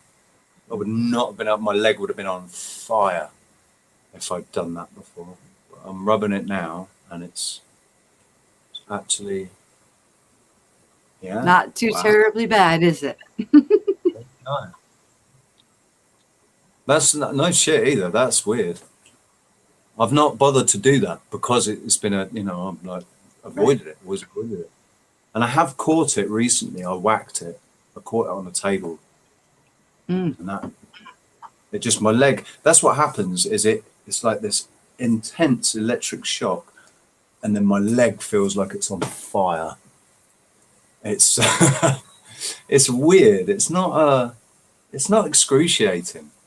Well, It's not. healing the body takes time, and that's how you'll acknowledge it. You'll be like, "Wait a minute, how did this happen?" Yeah. May 14th. I've just seen.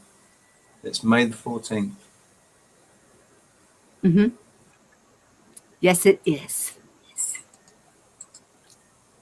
So we have one person watching, and you're trying to argue with me about the numbers, and I'm like, I don't know. I don't know if those percentages are off or not. How many people are self-aware? How many people understand who they are, and how many people are truly spiritually aware? Do you know? Honestly, Michelle, I see the people that I thought before I used to look up to, and I used to look to for confirmation or new information. And pretty much all of them now, I can't watch any of them now because there's a couple that I watch out of loyalty, you know, and because I like the person. I think the person's really nice. I think they're really decent people, and maybe they'll get it eventually. But I can only listen to so much, and then they go into their speech about it, and I'm like, yeah, I'm sorry, I've got to check out now. That's enough for me, and I'll switch it off. But And it doesn't make anybody any less of a divine. It just means there's still a little bit of twisting, a little confusion. Yeah, exactly. Yeah. It's like I don't judge them for it. I was in your mind agreeing with you. I was emphasizing. Yeah.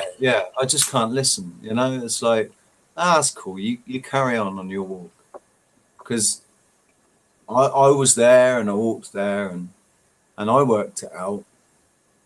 It doesn't matter if I worked it out quickly and you still haven't worked it out yet, but you will. You'll work it out eventually. Mm-hmm. You have to. Everybody will work it out eventually, man. That's right. One way or another, or it'll be the reset. Some will be just like what I was trying to explain with the the messengers leave. They're brought to another realm of existence, or whatever, however we want to personify it, 5D, 4D, whatever. They're moved, and then whatever destruction will happen. And what will happen is they'll just start over again, born as a babe, into a new paradigm where they're not fed such stuff to get them so confounded.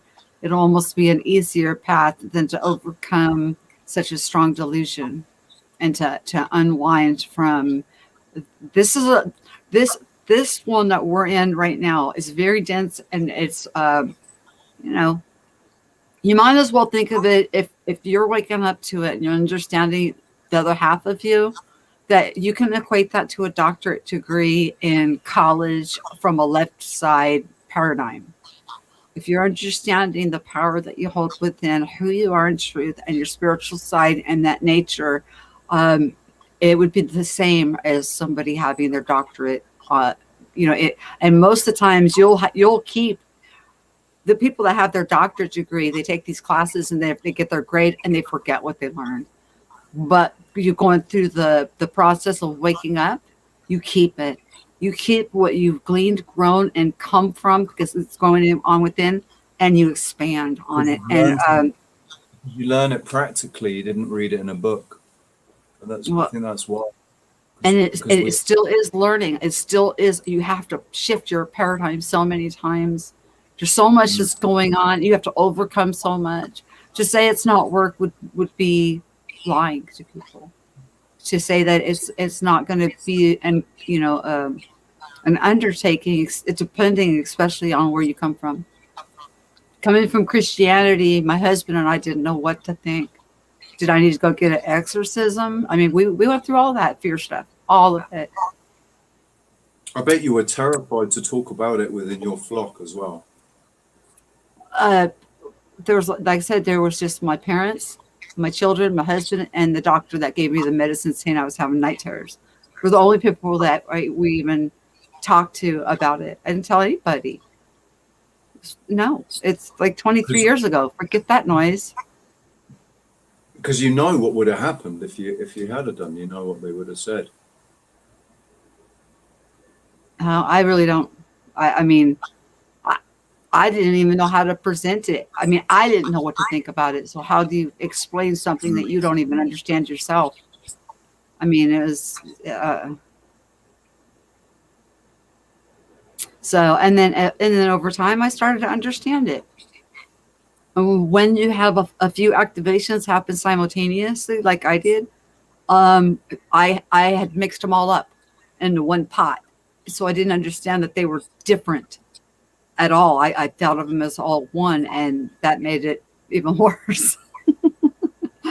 So, like I said, it's just I know where they're coming from. I was there. I understand it. I went through it, and that's the one of the main reasons I even started speaking out about this stuff. But it's to the point now we're so late in the game that it's time to start really chomping down on some meat. Start talking about these activations that are going on with this. Start talking about the deeper things, the things that are very transparent, the things that I'm getting that I hold back and try to milk feed out, for the public. But I'm just going to just face facts. This channel is not going to be for the general public. It's just not.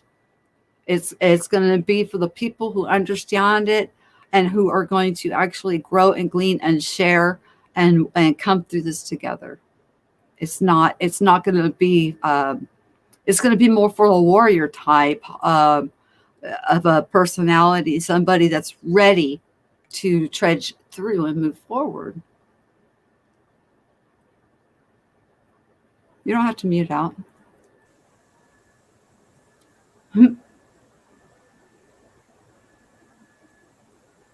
Yeah. I think the problem that a lot of people have is it's all connected to fear, and it's not necessarily fear of judgment or fear of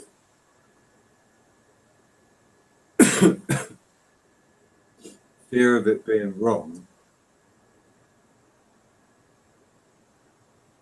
I think it's like fear of disappointment and fear of feeling stupid and fear of getting duped again. Fear of the unknown. The Say again? uncomfortable, fear of the unknown, fear of the uncomfortable, fear of the change, fear. Lots of people fear change.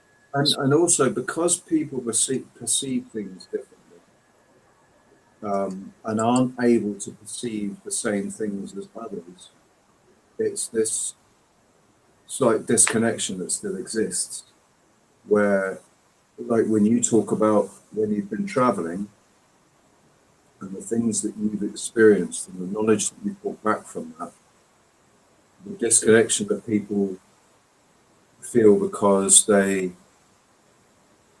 never had a dream like that, and they've never felt like they've been given information or anything like that, and so it's because they haven't actually experienced anything like that themselves.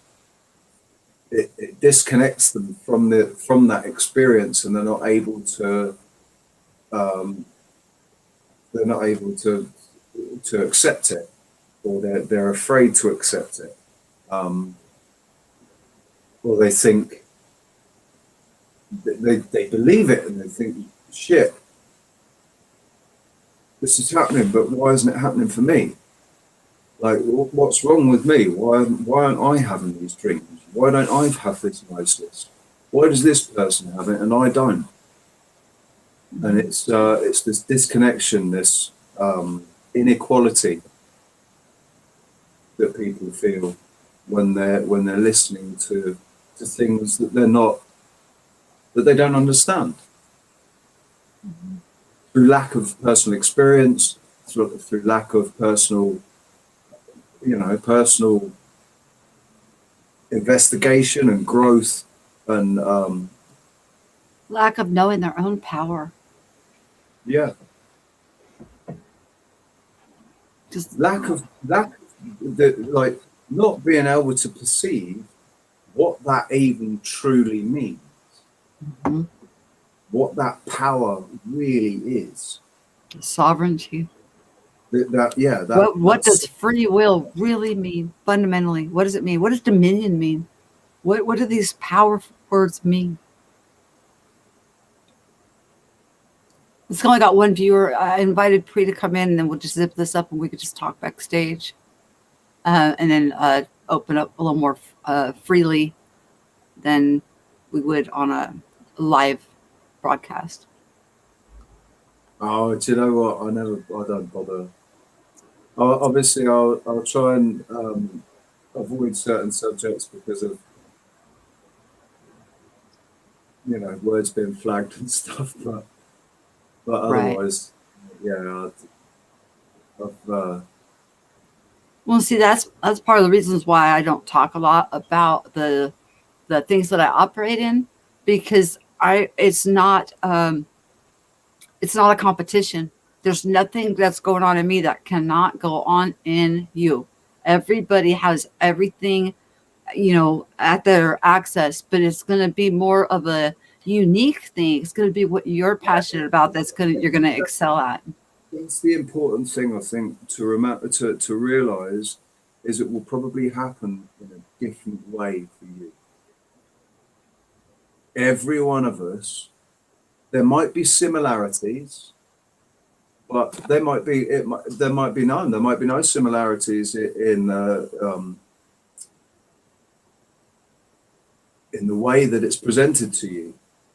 It's you just might, something else will happen, but it'll just click inside, and you'll go, yeah.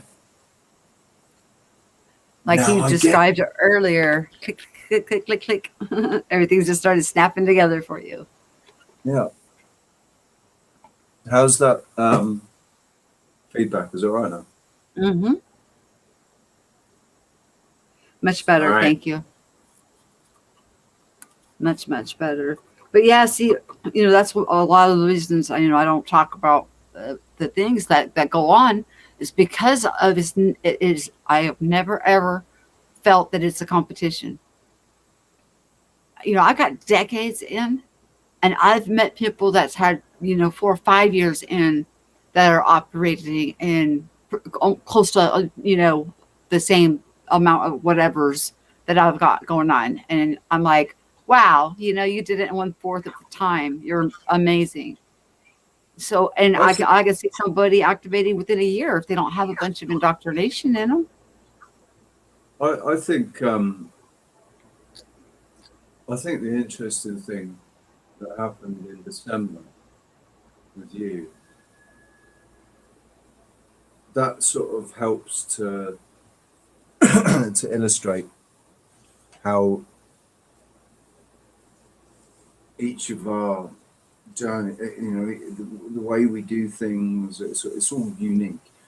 So you traveled, and while you were traveling, you saw Chris, didn't you? Yes, Right. in a with his back to me in that Yeah. vehicle, but he was a holograph. Yes. But you saw Chris, and was he with Mm-mm.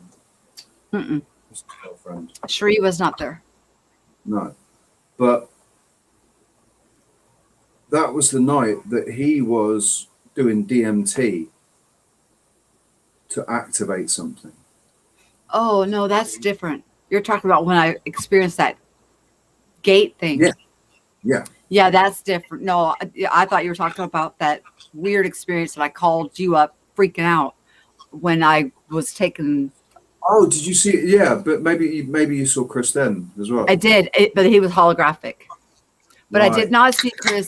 I saw Chris talking about it on Beyond the Veil, but it was a video that they made the night that they did it that I did not see, that they kept on private. And I had already announced, what the heck is this thing out there? And then he played that video after. It was like he had it on hold for a couple months, and he played it about something that they did on 12/20, or they did it on the 20th. Whenever that, I'd have 21st. to talk to Dead GPK with there was something going on in the sky that night. I think it was the 21st of December of It was 2020. the conjunction. It was the conjunction on the 21st of December. Thank you. On the nose. Where's was it Jupiter and Saturn were lined up? Yeah. Yes, that night. Mm-hmm. But I said mid December. I couldn't pinpoint when I first saw it. I knew it was mid December, but I knew on the 31st that it was there because I traveled with my husband, and he kept popping out, and we kept meeting on that side and going back through that darn thing. And it's been there ever since. There's only been one other person I've heard talk about it, and it's Mind Forward. Mind Forward is talking about it. She goes through scripture, breaks it down to the Hebrew, etymology, and I guess the terminology, and then deciphers. But she's connected, and that's the woman that I was telling you. I love watching her because it's like watching a light show, a rainbow light show emanating around her, no matter what wall she's on, no matter where she's speaking from. Um, it's absolutely gorgeous. But she brought that up the other day, and I was like, holy cow, somebody else is now talking about that darn thing. What the heck is that thing? And she said that it's a vortex of the that's being opened up. It's like the exit route, which goes to say that the messengers will be taken and they'll be moved to another realm of existence, so to speak. And then whatever happens, will happen, kind of like with Noah going in the ark, or Lot being removed from Sodom, or the messengers are all removed before whatever happens. I don't even want to think along those lines, but I know we're eternal, and I know that if anything like that does happen, they'll just be born again, or rebirth into a situation without all of these hurdles, without all these obstacles to overcome. And do you think that they'll actually? Do you think that they'll be reborn, but with the memory retention? That I think that's important. That when you get reborn, that you have some memory, inner knowing. That remains. The Akashic will be the Akashic, but if the Akashics get wiped out, if it's like a reset, what happens is a reset, then the Akashics get wiped. So then there's actually no gnosis of a prior existence to that, because there's nothing in the Akashic to grab from. So it would be like being completely new. Hey, system failure. How you doing, Mark? So that then they have to remove. Basically, they need to remove the parasite. The parasite needs to be removed for that to be able to done. Well, there really is no parasite. It's just free will and fear, and people being afraid of their own shadow. It's just, that's all it is. Yeah, I mean, it's like it's this fear parasite, though, isn't it? It's a yeah. I guess calling it a parasite is silly, because it, as I was saying about having a narrative attached to a name or a label, it creates a perception. Yeah, when it's us, it guides your perception. So yeah, it is. It's just us. It's the aspect of ourselves that that we don't want to let go of it. We don't want to change. We've dug our heels in with our free will. It's like the aspect of ourselves that's been encouraged, because it's a very three-dimensional, lower frequency, physically based reality. Yeah.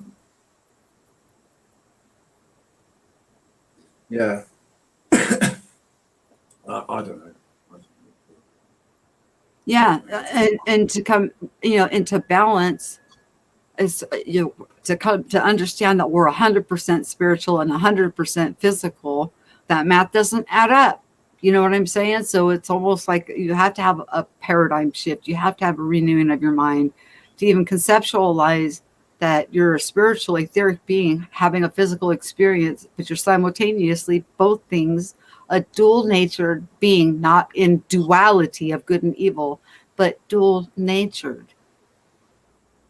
It's really weird, like when you're talking about it. When I think about it, that's I can't explain it. It's really weird. Only thing I can say, I know I didn't get the gnosis it's not from myself. I'm I go to the getting place and I get stuff that I could not even come up with on my own. I get it from divine, and you can call it Jesus if you want. You call it Holy Spirit. You call it higher self. I love spending my time in discourse with, or walking with God and spending time there with the Creator. And I'm I feel that that's a blessing and it's fulfilling. What else do you need? I have no need for a new car or fancy schmancy stuff. I'd rather spend my time in discourse with the divine. It's such a fulfilling feeling. That's the reason I want to share it with people, because it's there for everybody. and It, also what people need to they need to adjust their perception to really appreciate that when we speak to each other, when we're talking about these things, and we're sharing our insights and our feelings and all of this, we each one of us is a unique expression of our creator, or of yes, so basically each one of us is divine. Certainly once you're activated, I am even when you're not activated, we're all divine. So being in discourse with the divine is, closing it that doesn't gap. mean you're sitting there praying all day, and you're No, talking to God. You're talking to God, because that's one way that a lot of people might perceive it when you say being in discourse with the divine. A lot of people will instantly, because they associate the word divine with God, and that's all that churchy Bible crap, and so it, it's being, it's living. Actually living is being in discourse with the divine, appreciating it and being able to absorb it. I can't explain it. when I sit in my hot tub and I'm in water, I'm really really happy, and that's usually when the dialogue starts. And I call praying is talking, and if you quiet down, you're listening. But it's more like a thought process, and I'll think of a question, and then boom, there will be an answer, and it's like, where did that come from? At first, it seemed like so foreign, but then it becomes just a natural part of your walk. It's nothing strange. It's not an unusual part of life. It becomes a new way of living. I didn't lose you, did I?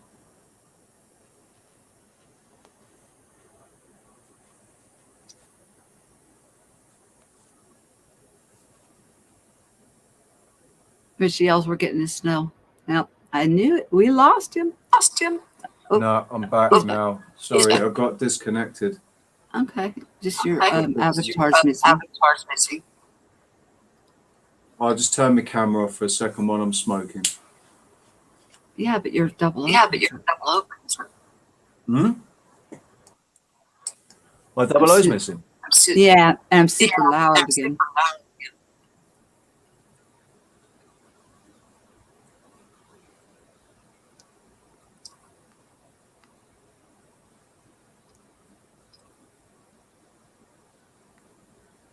System failure. Third eye sees everything. I'm getting buggered about my connections. You need to pull your energy back, huh? When you were talking, right, I was going to say, in that moment, you were saying something, and it was making me. I was thinking about something. And in that, it was, it was like the connection between the physical, being 100% physical and 100% spiritual. That connection between the physical and the spiritual. That marriage of the two. And when I think about that, and when you were talking about that, in my mind's eye, it's weird. I can appreciate it. I can absolutely appreciate it, that I'm a spiritual being having a physical experience.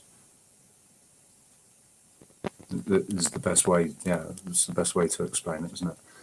Physical being having a spiritual being having a physical experience, rather than a physical being having a spiritual experience. Yeah, because we have everything back. You guys, I'm sorry. That's been the whole trick with it, though. That's been the whole trick, is that everything has been upside down. It's been a mirrored reflection, that where, like, if you hold a mirror,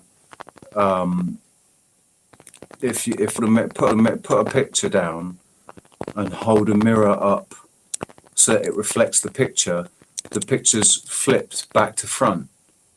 And that's exactly what they've done. I think that's the veil that was brought down on us, was this kind of mirror that flipped everything back to front. I'm going to play a song real quick. You bounce out and bounce back in because it's crackling the internet, and I got a horrible feedback loop. I'm going to go to the girls, and I'll let you back in, okay? Go.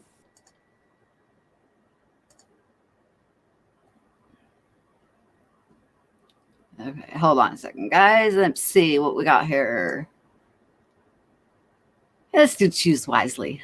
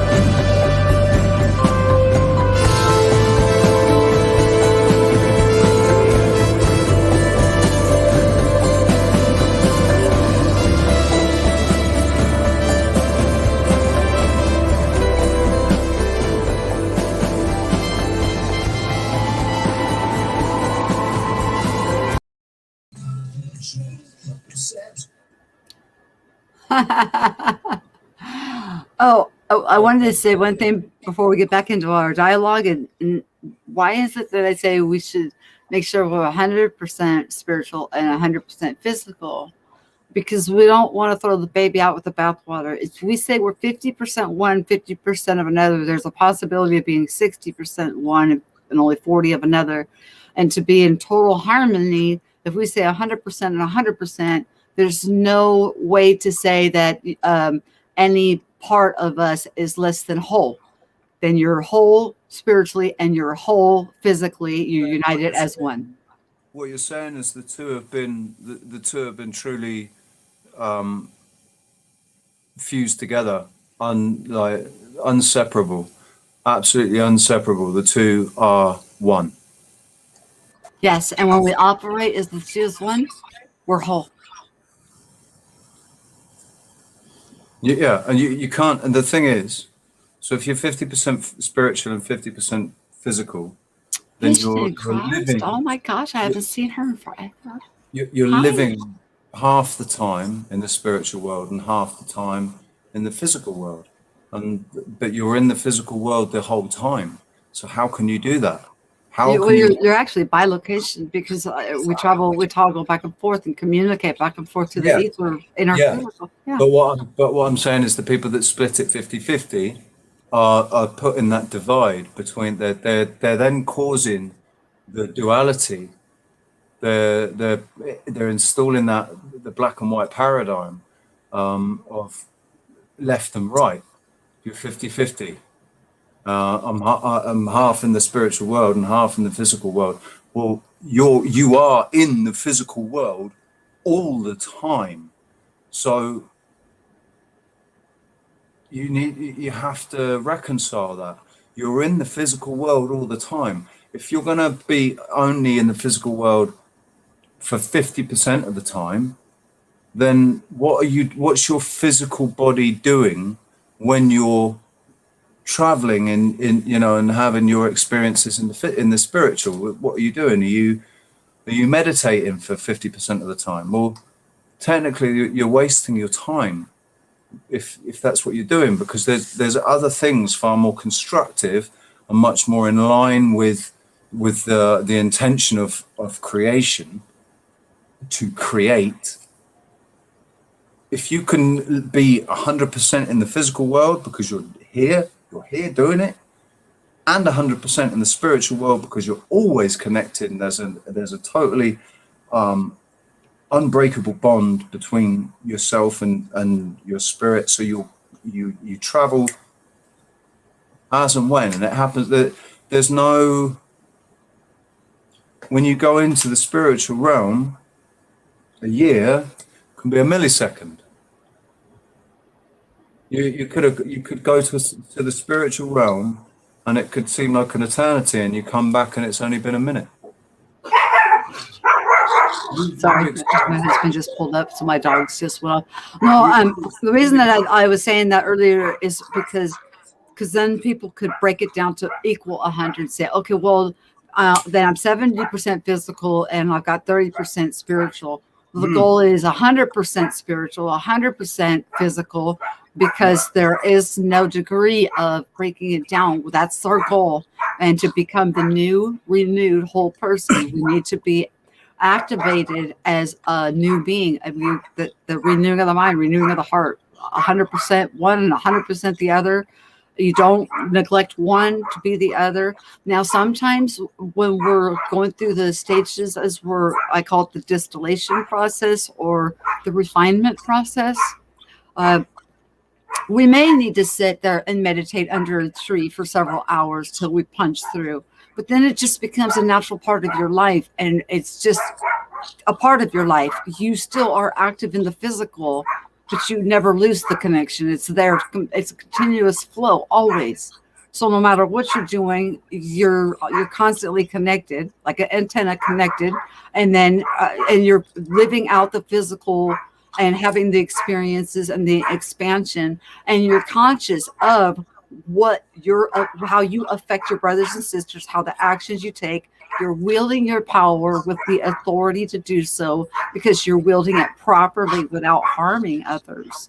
It's just a new way of life. But to get from point A to point B, there is you can call it an initiation process. You can call it a refinement period. You can call it the dark night of the soul. You can call it the distillation. I don't care what the label is.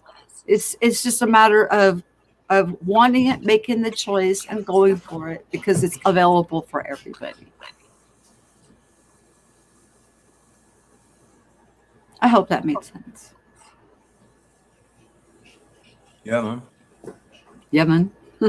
Yeah, man. You in Jamaica? Close enough. You got a beautiful island. Say again. I said, "Are you in Jamaica, man?" And I said, "Close enough, because Oh, you're on yeah, a yeah. beautiful island." Got the palm trees, man. I Yeah, got me the palm tree and a banana. you live in paradise. It's beautiful where you live. It is. I had a comment on my video. Yes, I put up a video saying some of you will appreciate this, some of you don't. But it's I appreciate it, and I know that that some of my subscribers really appreciate it. So it's just the beautiful views, sunrise and sunset, beautiful views.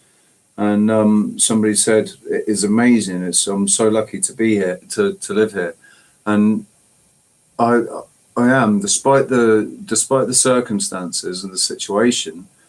It's all kind of made so much better by the views that I get to enjoy. If I go out, I just have to go out for a walk outside the door, and I get to walk up to the top of it's a steep hill, a lot of steps, but it's the views up there are just amazing, absolutely breathtaking. And they're views that when I first arrived on the island, they're the views that as soon as I saw them, I was like, yeah, I'm home. This is my home. And ever since I first landed on this island, I felt a really, really strong connection here. And then I found out about the mummies.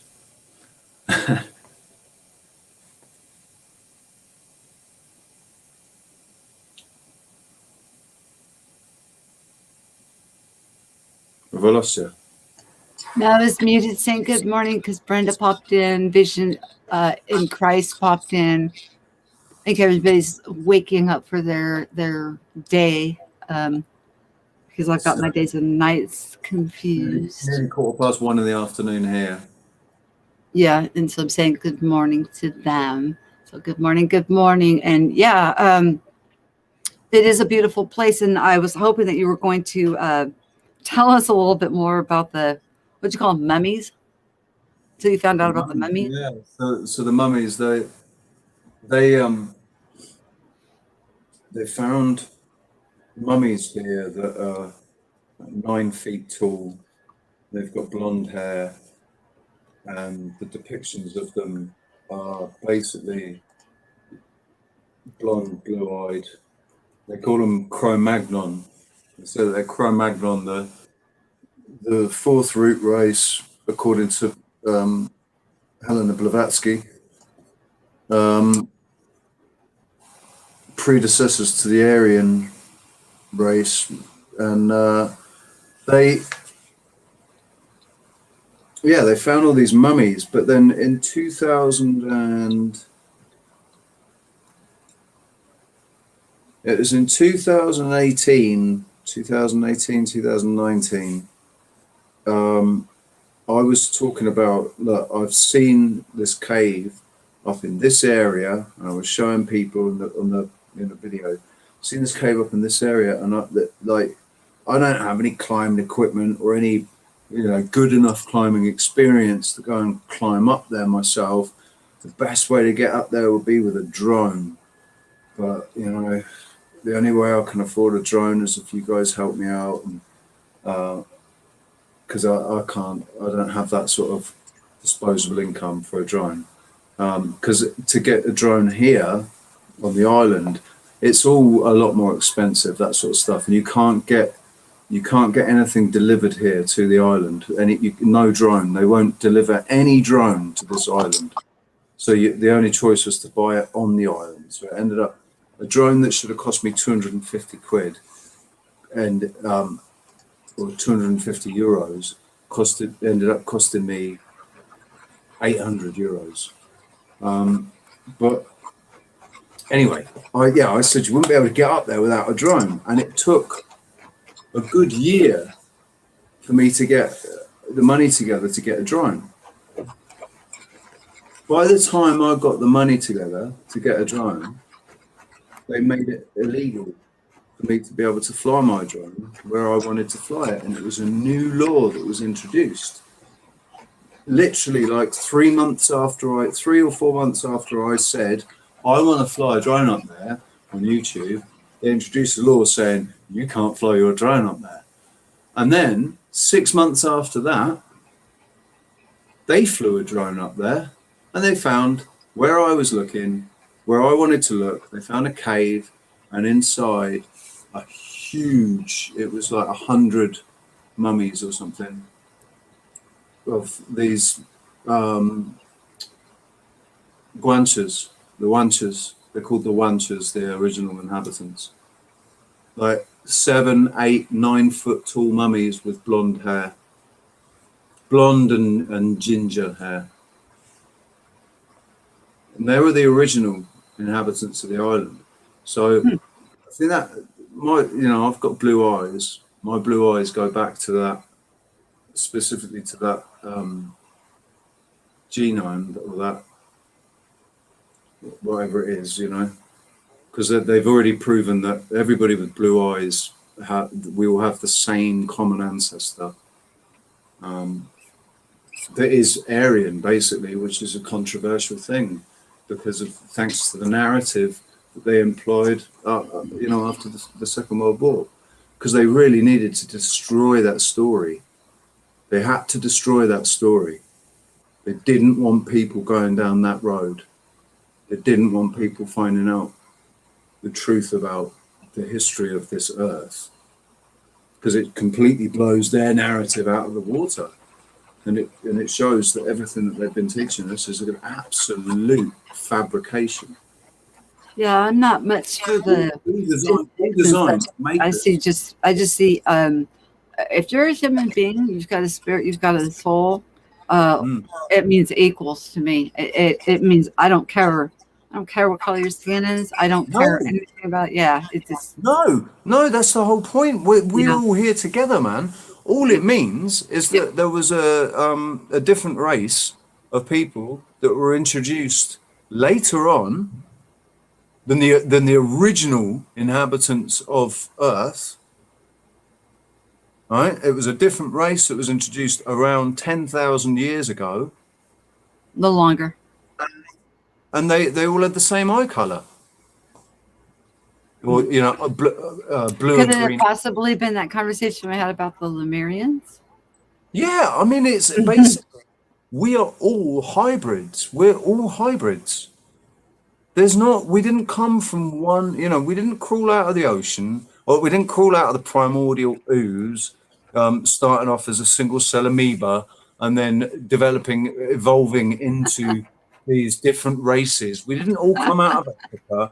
We didn't all start off black. We didn't all start off white. We didn't all have the same shaped skull that has grown into these different, it's the whole. It's really funny how they've taken the truth of evolution. I have never yet met a skeleton that has gotten down to a skeleton that has any color too, except for bones, white. So, except for white. I mean, in the inside, we all bleed red and we all got white bones. So, what else matters, right? The thing is, to say something like that, right? To turn around and say, "Hey, look, we're all white on the inside." Like, yeah, we all bleed red, though. Our bones are white. Even a black man's bones are white. So we're all, But to say something like that is just so unbelievably controversial. That would, oh my God, the alarm bells going off with BLM, and I just don't see. I don't see color. I think we're all one. We're mankind. We're in this so together. We're so in this Do you know, together. Michelle, I'm so grateful for who I am because my my personal position is I am 1/4 North African and my grandfather was a black man. Wow. So if Where did anybody you wants come to get from, on at milkman? me, if anybody wants to get on at me, my genes come from North Africa. I've got a North African, and they're the same genes that are shared by the Berbers, Iranians. You know, it's that gene. I've got that gene. So, I, it's not about skin color, man. I'm part North African, but to But your I do average think I white see what you're person, saying about that, with that whole perfect, bloodline crap in World War II, the divisiveness and the controversy that it has created that was so unnecessary. It's sickening. It really is. It's sickening. I see where you're coming from. yeah, and it was to demonize the subject. So it's the same people for the same reasons that they've said that Helena Blavatsky and Manly P. Hall and Aleister Crowley all worshipping Satan and performing, and they haven't actually said that these people were doing things like sacrificial ceremonies or stuff like that. But what they've done is they've associated them with a narrative that contains that. And so your average Joe will automatically go, oh God, yeah, that means they do that and this and that and this, and. But it's all associated to this narrative. They build these narratives up. Anything that they've built a narrative on, right? Anything, any story, pick a Oh, story it's that they've back. built a narrative around, and it's not what it is. So they've built a narrative around space. They've built a narrative around the globe Earth spinning in space and all that. They built a narrative about the Dark Ages.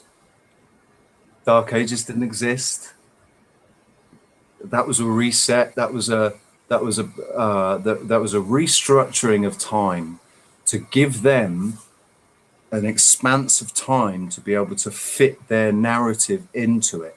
So if they could fit their narrative into it, it would make it easier for us to assimilate the information and to agree to it. If, like, oh, well, if you've been kings and queens for like the last 1,000 years, then, well, and you were chosen by God, well, I guess we have to pay our taxes. We've been doing it for 1,000 years. Now, anytime that they segregate and dehumanize somebody over any kind of a difference, they justify doing things that are animalistic. They don't. They put them The, in the category of animal and treat them as such, and it's disgusting. It's and so disgusting. And it's interesting what they've done with that whole story about the Second World War, because what they did is they told us that the German army dehumanized their the people that they were, they dehumanized the Jews basically. But the whole story about the Second World War actually dehumanizes the German army and Hitler. So which one's which? Which one's which, man? Who's They're dehumanizing? both false. This They're place is both. all illusions. It's all delusions. It's illusions and delusions. God forbid that any of us would be deniers of anything or anti anything. Huh? Um, if you're saying God forbid, well, the divine's in you. Don't forbid yourself. Sorry, had to do No, it. no, You no. walked right into it like this. You ran right into that one. I was Headlong, dude. being, I was being Facetious. not ironic, yeah, facetious, yeah. I know. So I had to let you go ahead and hit the wall. So yeah, you ran right into that one head first. So it's all good. But yeah, you know, as soon as we start to say one is better, this is, you know, then we're causing an imbalance. Did you know that the word human, uh, okay, when we were first created, we were in our light bodies. And then when apparently the paradigm, when they moved to the paradigm, they realized they were naked, they were given skin, okay? And they were then now called human, okay? Not man, but human.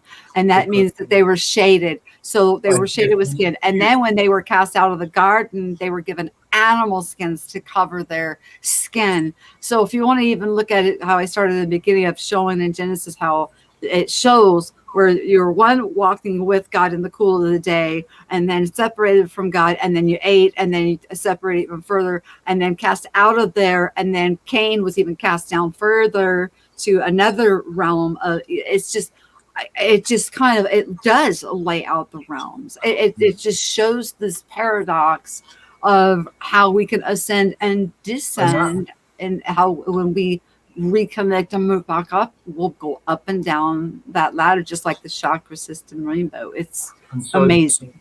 so that shows, that highlights how perception is key to understanding or understanding, and that what they've done, their trick, and the only way that they could do it, the only way that it would work was to basically flip the paradigm, Yeah, invert it. invert it. So it was true, but it wasn't true. It's the way it was being presented was easy to fool people, you know, because people would see things too literally. Um, Well, and we have intuition. See, everybody has that sixth sense in them. Whether, you know, if you talk to anybody, they understand at least a little bit of their spiritualness because they know they've got gut instincts. You can get yeah, a feeling about a person or things like that. You've got that. It's an intuition. So they understand that part of it. So there has to be some truth in there, but they mix it. They mix it all up for confusion, and that's a way of usurping power. But we're at a time right now of refining that and coming back and walking into our own. And that's where we need to focus. Stop looking for the enemy and start looking for the solution, which is us. this is so one of the things I'm always grateful for is the fact that I wasn't fully indoctrinated into any sort of religion, unlike yourself. So you face, that's what I'm really grateful, because it meant that I was able to break through a certain barrier. Like in the last, it's been in the last 5 or 6 years, I've broken through that barrier, and it's a fear barrier. It's a pure fear barrier that's been put up there, because I wasn't ever indoctrinated. The only information the only things that I know about it are what I've gone out and found and looked for and wanted. Like, you know, when I went to prison was a brilliant opportunity for me to go to chapel every day and go to Bible studies and try to reconnect with God and pray constantly, all the time, every day. And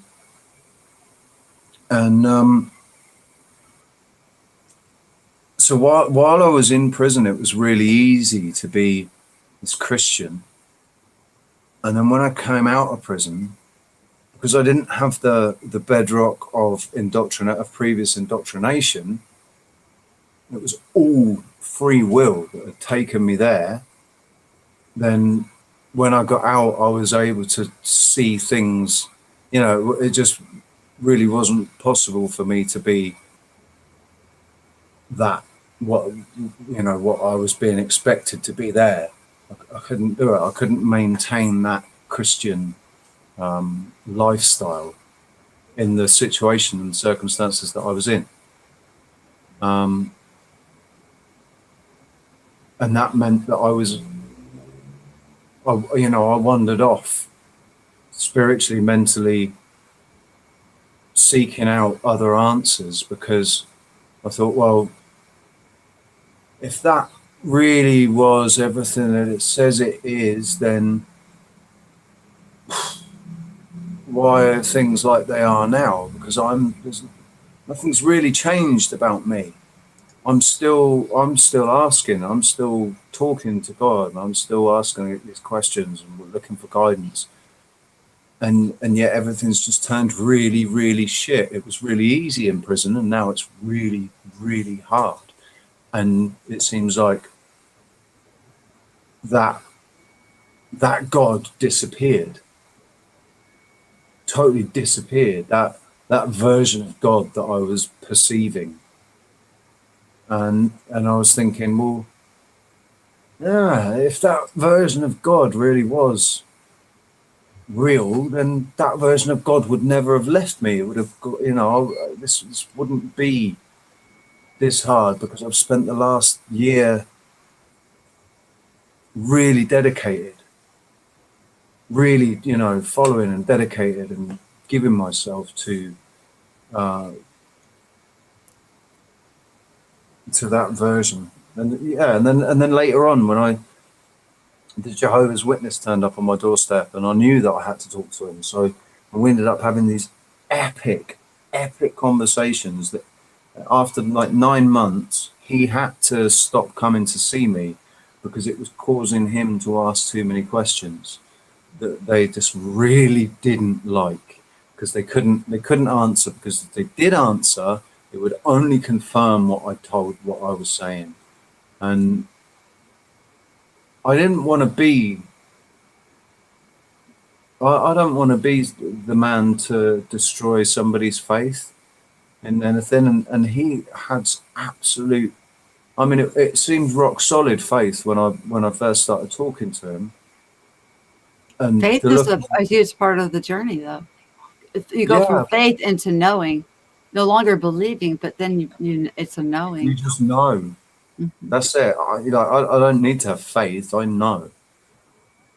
mhm. It's I, I know you know there's a creator. You know there's a God. You know what God is like.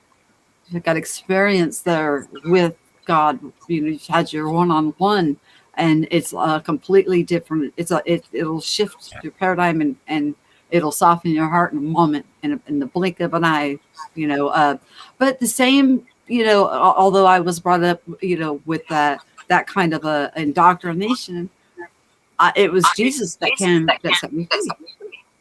So and helped me I understand the feel. Do you Bible. know? That's how I feel. I feel Yeah, the same way. yeah. I feel that because it was actually it got to the point where it was Jesus I was speaking to. It was Jesus I was asking. So I was expecting the answers to be coming from him,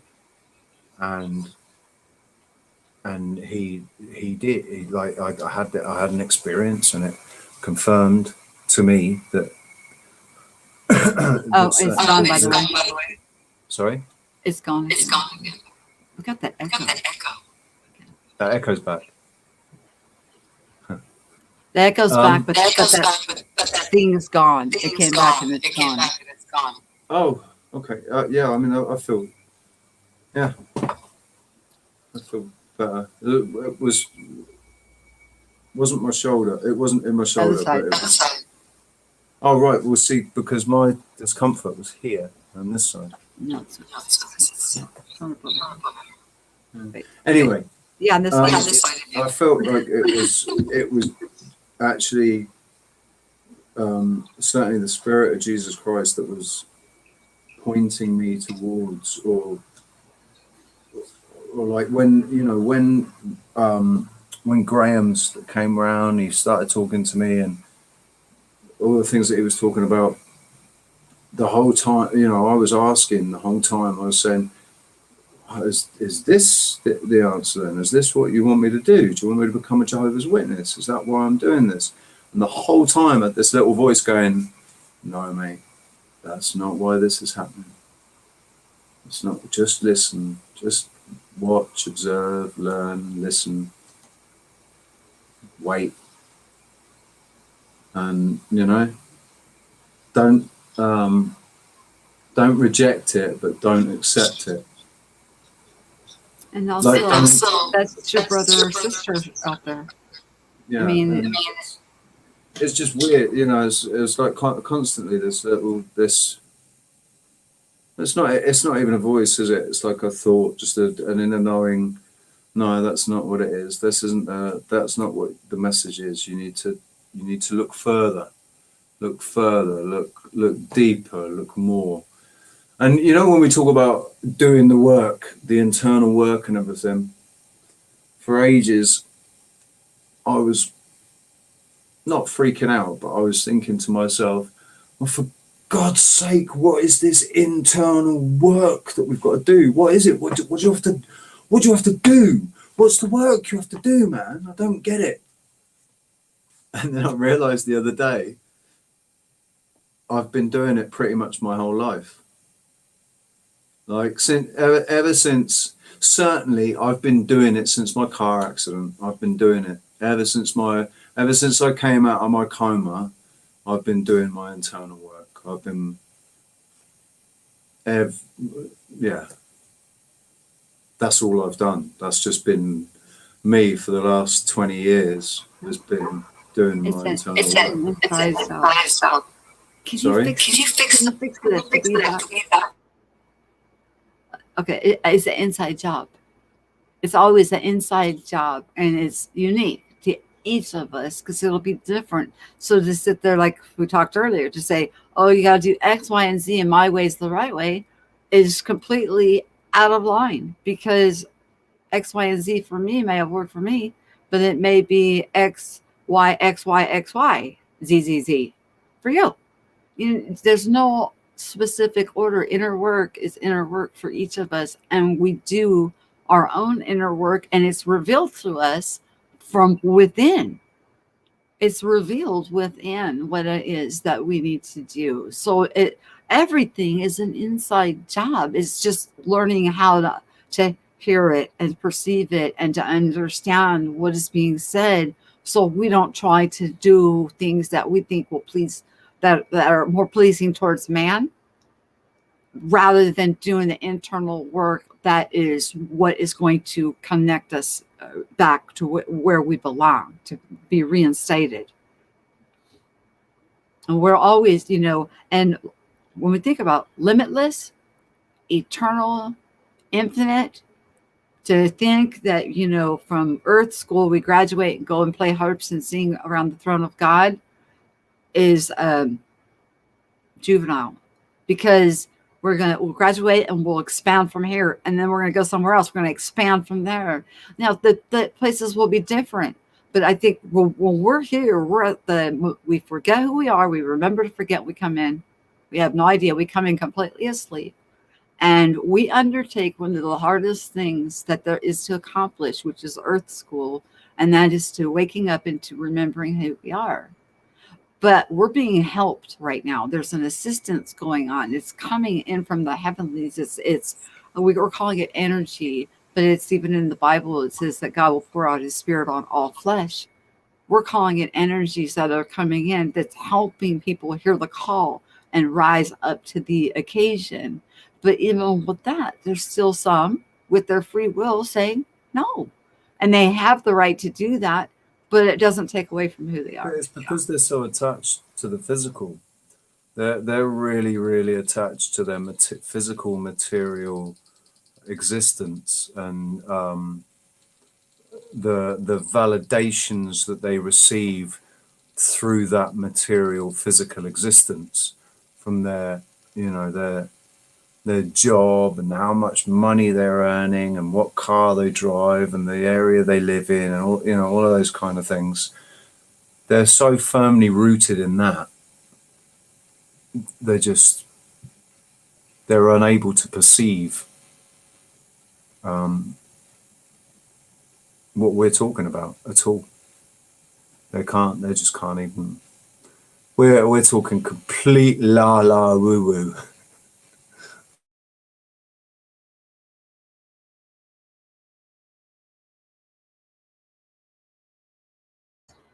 All right, were you wanting me to comment on complete la la woo woo? Where am I supposed to go with that? No. I'm just saying that to people like that. I'm saying to people like that, to like my dad, right? So to my dad, to listen to this conversation that we're having, he would have switched off like 30 seconds in. He would have switched off. He was just gone. Yeah, he's been smoking something funny again. And as far as my family's concerned, on my mum's side, so as far as my family being my dad and my sister and all of my mum's side of the family, I've lost my mind. I am completely drug addled. Like I've just lost my connection to reality, and I'm gone, written off, gone.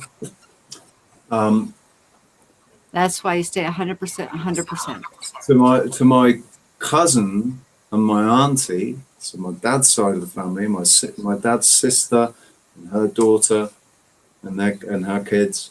I'm a bit wacky. I'm a bit wacky, but I know that Karen. I know that what I say resonates with certain members of my family on that side.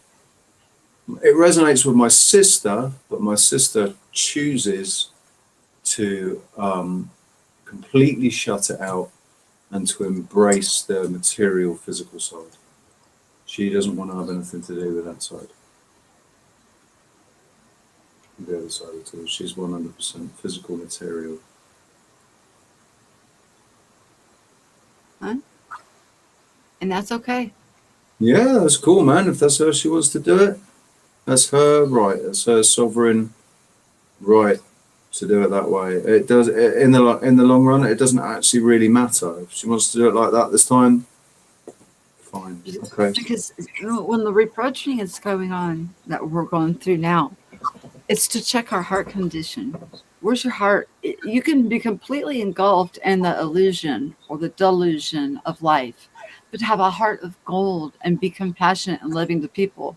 Do you think that that you'll be one that has to go through a purification process of rebirth and coming into a new paradigm? Knowing the creator the way that I do, that is only love and unconditional love, you're reflecting love and you're caring for others. I can't foresee that unless you really have some jaded thoughts and it's unacceptable in the new paradigm that you would, or that you could possibly bring those in with you and taint the new place with old thought. Being physical is not wicked or it's not evil. Being physical is not an evil What thing. we're talking about here is like it is impossible for your soul to go like we do not have bad souls. We're not evil. We're not inherently evil. With our souls are have been it's our souls that have been in school, and part of that schooling is this understanding, this marriage between the physical and the spiritual. So the only way to really represent the physical would be the ego. So this Narcissistic ego. yeah, well, that's what's been encouraged now. 1,000 years ago, that was never encouraged. 1,000 years ago, people knew, they understood that. Did you read that comment? I pulled it up for you. Small on my phone. 007. We all the same behavior from family in this truth process. Not sure what you mean. You were talking about how your family just doesn't understand, and so she was just giving you assurance that you're going to be okay. You're not alone. Yeah, man. I'm only alone physically. That's all. I know. That, like, spiritually and emotionally, I'm absolutely far from alone. I've got enough people, man, that care. So It's true. yeah, I'm not worried about my.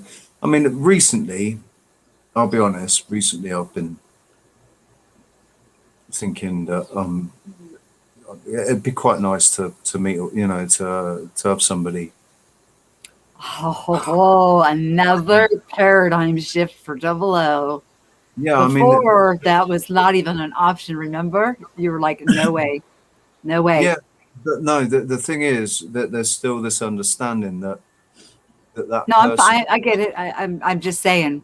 I'm that just person would enjoying need the to moment. be at a certain. They would need to be at a certain level of awareness, of self-awareness, for that to ever be successful. Um, Yeah, but that's just showing that now you're coming to a different point in your walk where there's some trust building back within you where there was none before. And there yeah, now you're like you're willing to explore the possibility where that was not even a possibility before. I'm just enjoying the moment. I just am. You know why? Because it's a process. that's exactly what I was just going to say. It's a process, isn't it? So it Mhm. is. It's a Some process. people sometimes need a jump start. Sometimes people are off to the races, on their own. Sometimes it takes people decades like me, and they fall all over the place. But People need to people need to fully appreciate the fact that that is exactly what we are. We are processors. We process information every day. Like the amount of information that we process, our physical these vessels that we process. However that happens, however the brain works, in conjunction with with the spirit and all of that, however we process this information, we are the most powerful processors that exist on this earth. There is no other processor more powerful than a human being. you're the best And that's antenna with a driven. direct connection. Once you find it, you'll never unhook. Mm. Can you hold it for? Can you? You want to talk for a few minutes? Do you want me to play a song? Or hey, you want to pull up a song and share screen of your new song? One of your new songs? I don't think I can share the screen on this because Oh, I'm on my phone. I can go to your channel and grab it if you'll let me do it. You give me Um, permission? Which one? yeah, uh, my my mind belongs to me. Okay, hang on, let me grab it. It's funny because I put on the end of one of my other videos, I put another song that I'd written Oh, I think earlier the this only year. way that it'll play the music is I'll have to turn my speaker box thingy on. Hmm. Hold on. I know I can screen share you, but I gotta turn the speaker box on. So if anything's my husband makes a sound, you're gonna hear him. Okay, my mind belongs to me. Hang on. Hang on. Go videos. Uh, uh. It's not named my. What's it named? Uh, Just go oh, to there it go to is. I see it. I see it. Okay, hold on. Let me pull it up. Uh,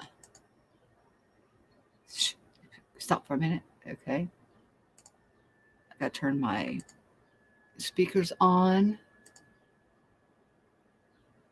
so people could hear it.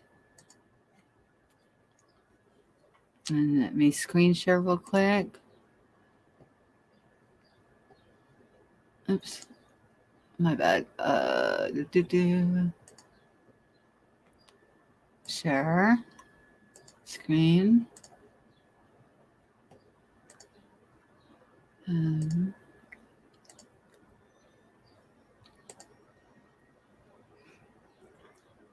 How's it going, peeps? Okay, so the other day I posted a poem called "I've Had Enough," and then the next day I wrote a song that somebody fraudulently claimed copyright for. And now today, I've had enough into a song called My Mind Belongs to Me. So this is my new song, and I hope you like it.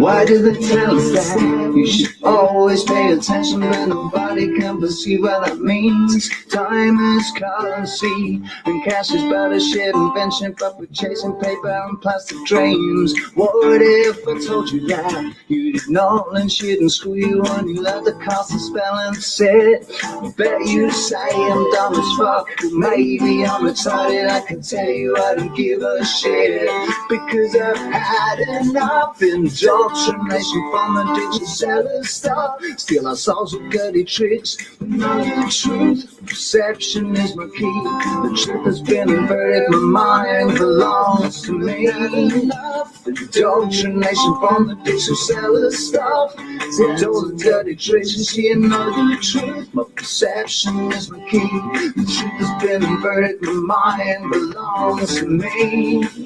My mind belongs to me. My mind belongs to me. My mind belongs to me. Yeah, no one ever told you that your perception is your key. In fact, that's not your whole life trying to prove. You shouldn't trust your senses, is the real reality. Our story's got a much more pleasing groove. You should know that our histories make them fake. The truth about our story is too much for some to take. So upside down and the truth has been inverted. In fact, the problem is the crown, the parasites perverted. The parasites perverted. Parasites perverted. Perverted, they're perverted. Yeah, because I've had enough indoctrination from the dictionary seller stuff. Steal our souls with dirty tricks, you see and know the truth. My perception is the key. The truth is inverted, my mind belongs to me. I've had enough indoctrination from the dictionary seller stuff. And steal our souls with dirty tricks, you see and know the truth. Perception is the key. The truth has been inverted, my mind belongs to me. My mind belongs to me, yeah. My mind belongs to me. My mind belongs to me, yeah. Mine belongs to me.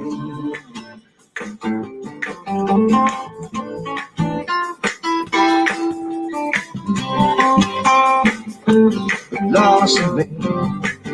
My mind belongs to me. Mine belongs to me, yeah, to me, belongs to me, yeah. Belongs to me, belongs to me, belongs to me, yeah. Belongs to me, my mind belongs to me. Don't forget, guys, this is a daily thing. Yeah, stop it there, stop it there, stop it there. Okay, let me get Stop the sound back to normal. Okay. Okay, you can unmute Richie while I put my earbuds on. Say again? And I'm gonna put your link in the chat.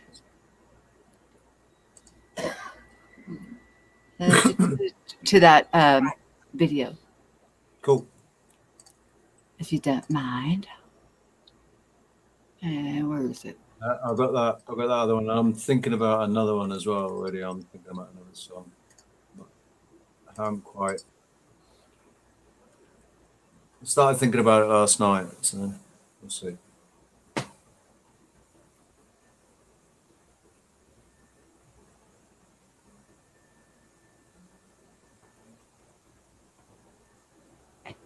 It's in there. It's still playing. It's Huh? still playing on. It's still playing on my screen, but I think mine fell behind when I pulled you up. It's okay. We'll be all right. Yeah, it'll still be playing, but it's me. It's just me talking to the camera. You don't need to play that. No. I mean, like, the video's still playing. Like your music video. Yeah, but there's no music on. I'm talking. I know. Yeah. We're ahead of. We're a few seconds ahead. Yeah, we don't need to listen to what I'm talking about. So yeah, that is awesome. I mean, and that there's another song that he just wrote. Also, it's Off the Chains. I mean, he's really. I don't know, man. You got some creative juices flowing there. You got lots to offer and amazing. I just had a connection with my muse. My muse has always been a really spiritual thing. Anyway, like when I've had my prolific moments, it's been this inner thing. It's not been a person, necessarily a person, like a physical muse.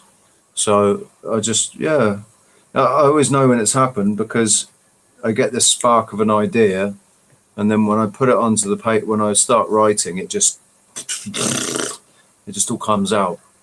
And then afterwards, it's just a question of, rearranging things or changing things. Like I'm listening to that, and already there's some changes because I've got it all in. I've got all the original project still, so I can just go back in and tighten some things up, some stuff that I want to tighten up, and a couple of things I want to take out, and a couple of things I want to add to it, and then it will be even better. And on the next video that I put it on, the version will be a better version of it. But I'm just one of these people. I should wait until the absolute perfect version is ready. But I used to be like that. That's how I used to be, and I never wanted to show anybody anything because it was never ready. It was never ready. Oh my God, no, you can't listen to that yet. So now, or a while, it was Sometimes actually you have to let go and just let it flow. It was coming onto this island made me much more confident to just let it go, man. Why are you hogging your talents? Well, you should be sharing them with the world. Don't bury your talent. Don't be that evil servant that buried his talent, Yeah. Even if you want to tweak it or, adjust later, let it go, let it flew, because we're enjoying it now. That's kind of that's what I'm doing. That I'm like, I'm just, there you go. That's what I'm doing at the moment. That's what I'm working on. And it's not finished yet. It's still work in progress. Hey, and your other song's awesome though too. So it's, I don't know. I mean, they just keep getting better and better. So loving it. I'm really happy because the last two songs that I've written have had a really good energy to them. Mm-hmm. They've not been depressing. They've not been they've not been to bring anybody down or to make you not, go, or it's not, they've not been that sort of song. And all of my songs before I felt were just a bit too freaking whiny. Oh God, you're just whining about whining about women, whining about love, and you're gonna write a bloody happy song. Why can't you write a happy song? And then these two songs, I think, they make me feel good. I'm still singing them in my head, and I think that's good. If it's stuck in my head, then there must be something. It's not just because I've written it, because I've written loads of things in the past that haven't stuck in my head.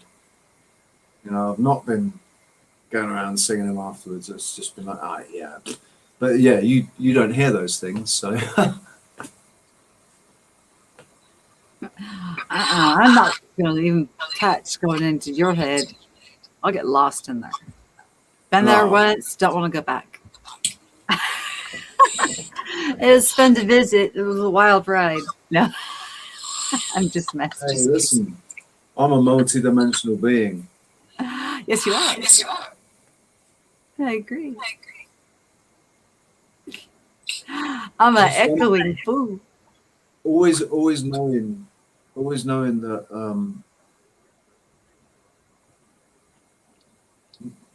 I used to describe it as being, and other people would describe it as being very deep. I've always been very deep and philosophical. Ever since I was a kid, I used to come out with the most profound things when I was a kid. Because I was just sitting there analyzing everything. Can you see the screen? Let it go, let it flow. Yeah, man. And where attention goes, energy flows, and energy's just emotion is energy in motion. So is intention. So is thought. Energy can't be created or destroyed. Just transmutes and transforms into a new form. You're an energy alchemist. You just talked about that earlier. How you gather up or pick up and then change its form and set it free, which leads you to possibly wanting to go into the healing modality, things of that nature. So, the best demonstration of that is yesterday with Klaus Schwab. And I posted a video. You'll own nothing and you'll be happy. All of this coming from a multimillionaire, and it's that video. So the video, what I've done is I've used Awaken with JP because he's awesome.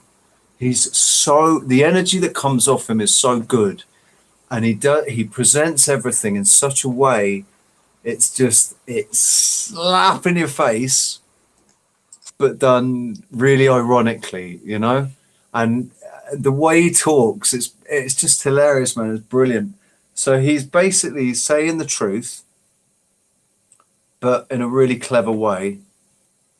And what he didn't do, what I did, I used him in the first part, and then I used the audio for for most of it, and I was putting other images over the top, to demonstrate that Klaus Schwab, on paper, what he's disclosed is his net worth is 17 million. On paper, that's his disclosed net worth. He's worth more than that, because a man like that will have stuff squirreled away in all kinds of Swiss bank accounts and whatever.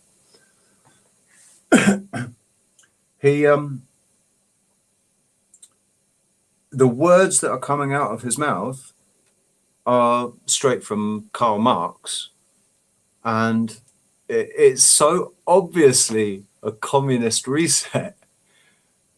But with JP, the way that JP says it's not so painful, to listen to.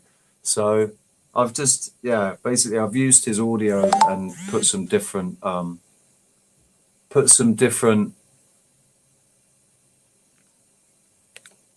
images over the top just to help make the point. Cool. I'll have to watch that.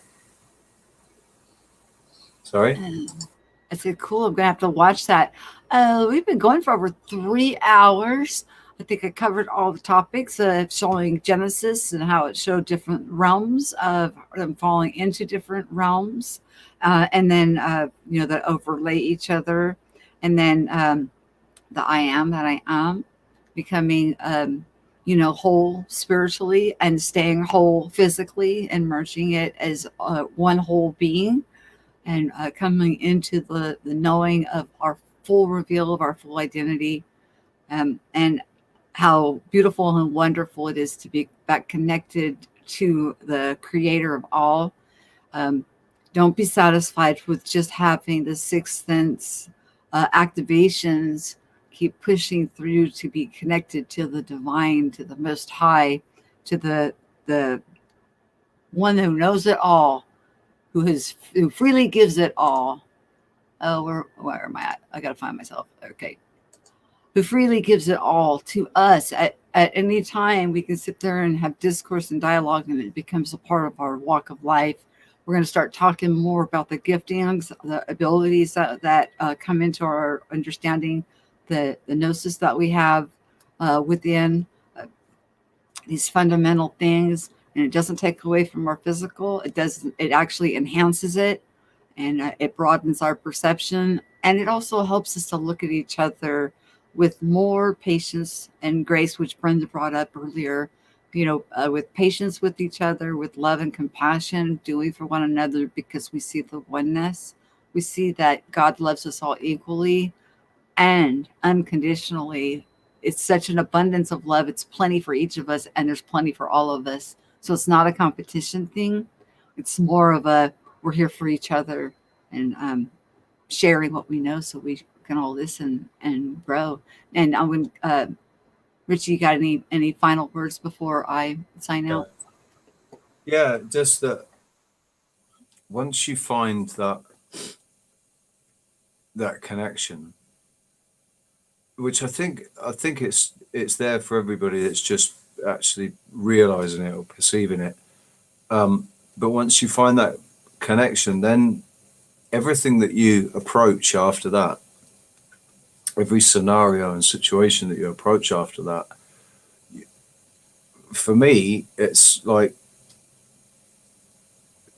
contemplate, like walking around and saying, okay, what are we going to do next? What have you got for me now? Bring it on, man. I don't care. I do care. I'd like it. There's this certain way I'd like it to go, but what have you got planned for me?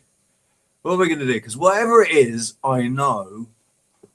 Whatever it is, I can do it. I know that. And whatever it is, you want me to do it, so I'll do it. It's cool. Because I'm doing it. I know that you'll help me when I'm doing it. So, yeah. What is it? Come on. There's much more. Makes life much more exciting. Makes it much more exciting. Okay, hold on backstage for a minute while I shut it down, okay? And remember, you guys, we're all walking rainbows. Try to keep everything flowing good. Keep your toroidal field, which reaps in from, what we sow out, we reap in through our heart, and travel in your Merkaba, and keep your rainbow energy flowing. And with your aura, your auric field, get your shields up around you of protection, because that comes from the ether realm. And so that helps us to shield ourselves away from things that can stumble us up on our path. And because everybody is so amazing, unlimited potential, opportunity, beautiful, amazing, and always share what you know and listen so we can grow and get that thumbs up. I'll talk to you guys soon. Peace.